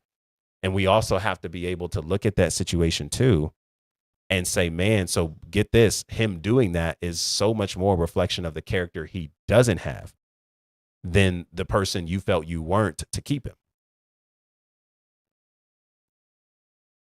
A lot of people don't realize that you don't really even know who you are. Thank you. Thank you. You're making choices with you. You're making choices. You're making the choices with what you know best. Okay. Every season of life, you're making choices with what you know best. Okay. And that's what grace gives us the ability to do. And as we grow older, we learn, we adjust all the things, but we're making choices based off of what we know. And sometimes in certain seasons, what we know is what we know. And when we learn better, it's not to move with shame. It's to just be adjustment. Like, man, yeah, that's how I moved then. This is how I move now. I learned a lot from those experiences. I learned a lot from those moments. And that's a beautiful thing. Life is a game of learning. Let's engage in it. Let's lean into it. But yeah, y'all, like we don't want to fall into this trap of feeling like we need to have everything figured out now. Or if you're older, then that means it's less probable. No, it just means we have some more diligence to work through. There are people who are still in those ages who are getting married, even when you have kids, all the things, and it's a beautiful thing. And well, it's interesting, Virgo Nation. Yeah. So I think people, I mean, I'm pretty sure we can come up with a lot of different reasons why people say the 20s are your best years. One, you're at your youngest. Okay. One, you're at your youngest. I think the attraction is different in your 20s. There's a lot of things that you're able to do and engage in and live life in. And again, I think people buy into the hype. They buy into the hype. Like, oh my goodness, like I just feel like life is forever. And we know it's not. But that's typically what people feel like in those ages. And then they turn around and say, well, I'm going to then, and this is the trick. You have people in your ears, whether you're man or woman, who you'll be told, focus on your money, focus on your books, don't focus on relationships, and have fun. The problem is that you waste your 20s and then you turn around and expect somebody of amazing value to settle with you in your 30s. And that's where things get difficult. And that goes for both men and women. But we also have to acknowledge that the dating pool is different for men and women. And we've covered this. It's not fair, but we've covered this. Like, men have a different advantage point in the dating system than women. We just have to be honest about that. I have sat in front of many women clients, and I have been so upfront in saying, I understand that my vantage point in dating is a lot different than yours. There's a lot more that you have to consider, a lot more that you even feel like you have to lose. It is different. I do not come into these spaces saying, I completely understand it. I think I have a good grasp, but I am not going to move in this ideal where your world in dating is so similar to mine. It's not. A single father is approached differently than a single mother. A woman who is in her 40s dating and single, either fresh out of a divorce or never been married, is different than a man who's in his 40s, because he has the ability to date down. Everybody does, but he has more of an ability to date down because of the life he's able to provide financially to create a sense of stability for the younger girl he wants to engage in. And that is a little bit different and more difficult. But just because it's more difficult, this is my encouragement. It doesn't mean that we just now have to roll with the punches with what we have and take for scraps. No. But we do have to adjust our approach. We do have to adjust our standards. We do have to adjust some of the expectations in order to ultimately get what we're after. But we have to be honest about some of these things. Like, a woman dating in her 30s and beyond, it's a different section. You're looking at that like, oh yeah, she's trying to settle down. Versus somebody in their younger 20s, you're probably thinking like, oh, they're still partying, they're still doing all the other kind of things. So you're kind of sectioning them off based off of their age. And there's different things that girl has to consider. So if she's older, 30 and whatever, 30, 31, 33, and she's looking at a 26-year-old who's possibly building, or 25-year-old possibly building, maybe there's some level of chemistry, but not full on compatibility. If she passes on that brother, okay, it's not always because he wasn't fun to be around or all the different small things that we might say. She's thinking of some other things like, man, so I'm kind of ready for more of a stable picture. I'm kind of ready for more of something different that I'm able to build with financially and have a sense of stability. Because guess what? A 30-year-old woman ain't the same as a 30-year-old man. It's just not. And we have to be honest about that. And so that's why I'm telling y'all the like rejections and taking rejections, we can't do that as personally. The mic is not connected to my phone. It's actually connected to my computer. I'm on streaming different platforms. Appreciate you, Lulu. We can't take rejection so personally, y'all, because it ain't always about where you are not or who you are not. Some people are just ready for more because they are honest about where they are and what they have capacity for and what they're looking for. I have had the privilege of connecting with some older women in my dating experiences. And like the seriousness, the pacing, It's different for those who are serious and locking in. Oh, I got you. Very serious and very different approaches. And I do nothing but respect that. As a 26-year-old who's building, got a vision, all the things, I know that there's some things you're ready for more. She's 30. She's not really trying to wait till 40 to have kids. She's not really interested in trying to wait till, 35, 36 to start doing all those kind of things. She's kind of already been there. Now, that's not to say that no woman in that age gap is not willing to be engaged with somebody in the younger spaces. Actually, you'll probably see a lot more older women dating younger men today. Okay. However, that's just statistically, but I will say this, there's a particular group of younger men that are being expressed or exposed to these older women, not everyone. And that's because there's something that can be provided, as a means to building the ultimate future that's wanted in the settling down area. So there's some things that you're thinking of. Then let's not forget, if you're adding a kid on top of that, that's a different situation. That's a different situation. In the economic state that we're in, that's a different situation. There's just more that you're looking for. A single mother does not have time for the foolishness of an immature 24-year-old, and she's 30. A 24-year-old that's still partying, that's still trying to get his rocks off, she don't have time for that. Because guess what she's doing? She's taking on another son. She might as well add him to her taxes. If that's the direction we're going to go, because she has so much more to consider. I'm not in the business of trying to take over and be someone else's mother when I'm already a mother. And so that's not just from a physical financial standpoint. That's also mental, emotional too. So we have to be mindful of that. So that's why I'm saying, y'all, like, let's not take rejection too seriously or too personally in those realms. I think there's a lot of different reasons why people are doing what they're doing. And listen, I'm of the mindset in my dating, listen, I am not settling. So I know I'm going to get what I'm looking for and what I'm after. I want you to do the same. And if it ain't here, respect to you. Take care. Take it easy. But I'm also not going to be in a position where I'm going to hurry myself out of where God has me just so I can be accepted by somebody who's a little further ahead than me. I need y'all to hear that. Sometimes we get so caught up in who's in front of us, how cute they are. I'm so amazed I was able to have someone like this who looks this good and who dresses this good and who sounds this amazing, who's this emotionally intelligent and all the things. And what we'll do is we'll cling so much to that. That we'll find ourselves hurrying out of a season we were supposed to be in to impress and make it look as if we can handle this person that is living at a different level of life than we are. And guess what happens? Everything that you consider a blessing there ain't really a blessing because it's creating more stress. You're not experiencing more peace. You're not experiencing more joy.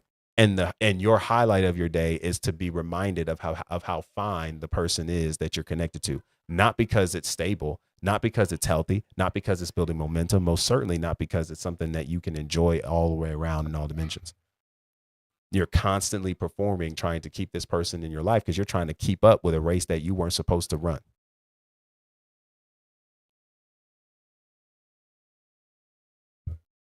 What's your question, Lulu? I didn't even see it. What's your question? You just put a question mark. You ain't even ask a question. What are you talking about? So like that is something that we have to consider, gang. And like, yeah, again, the dating pool is different for men and women. We have to be honest about that. We talked about that. We covered that in our dating app dilemma series. The psychology of dating for men and women. Okay. Very different. Women filter through safety. Men are oftentimes looking at it through the lens of like, can I do, am I able to? But women sift through safety. So yeah, they look good and maybe they do got some finances. A healthy woman, I should say, sifts through safety. But it's like, okay, like Is there a sense of safety here? Can I actually connect with this person mentally and emotionally?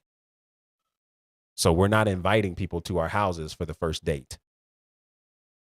A woman who is prioritizing her safety is not going to see that as a good sign. Just like she's not going to see you inviting her to some disclosed area as a good sign. She needs to be out in public around other people with you.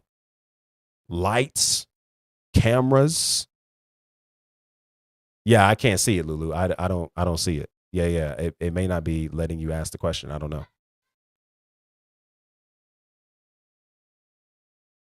So there's just, again, y'all, it's just different levels. And we gotta be honest about those things. So listen, I appreciate y'all so much. I don't want to keep on yapping and carrying on though. Um, you are still able to get your session, book your session, and get one for free. Go to the top of my page and book your call. Click that link at the bottom of the bio section. Book one-on-one call.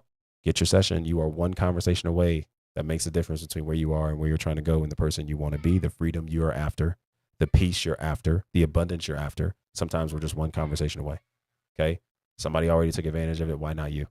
Okay. You buy one, you get one free as a result of you getting 10K likes on the live. Thank you so much for your time and attention, your presence. Okay.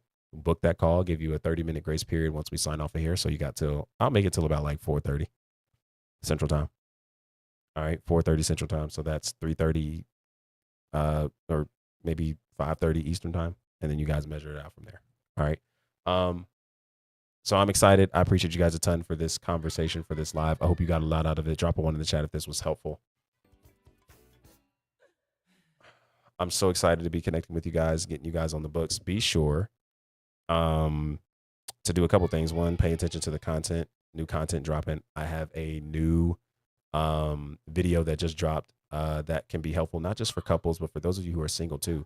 And perhaps this is something that you're experiencing with family members, friends, all the things, a framework that really breaks down what you're really missing. You think it's, I want to stop arguing.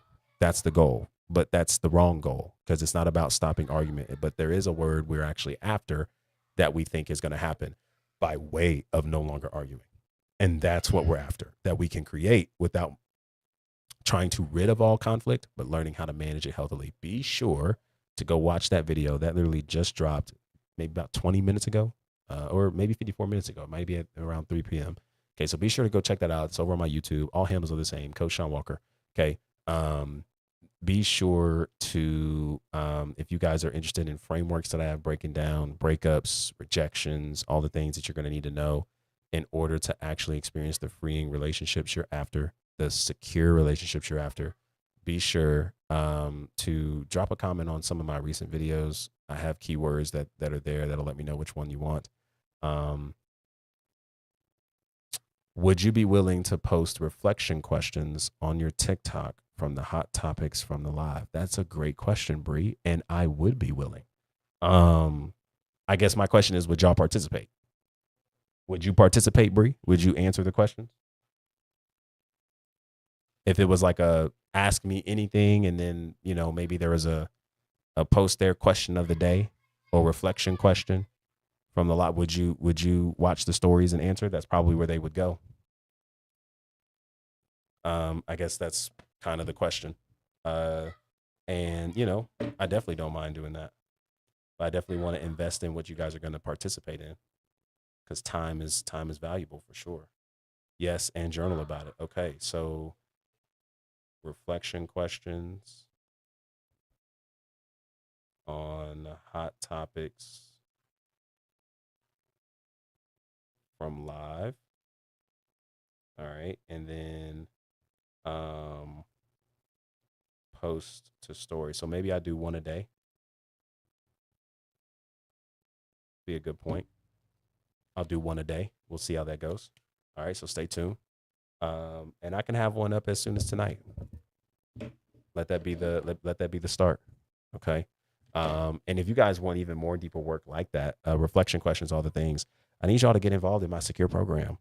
I got a 1-week trial that's designed to help you get to a place of security in all areas of your life, mentally, emotionally, spiritually, dating, all the things. Be sure to send me a message with the keyword secure to get you started on that.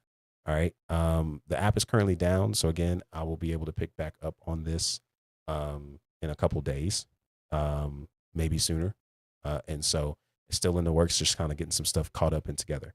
But that doesn't stop you from sending the keyword because I'll still be able to get it over to you. And then you'll pick up once things are back live. Should be in a couple days.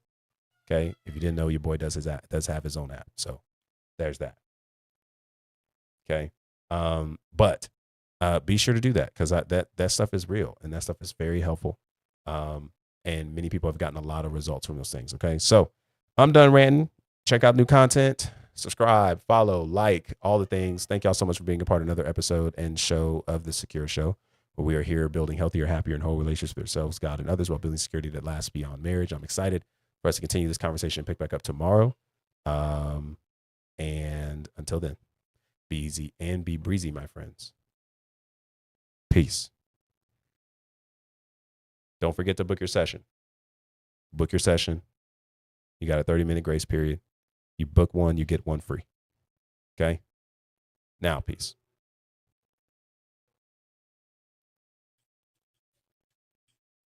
Peace out. Appreciate y'all.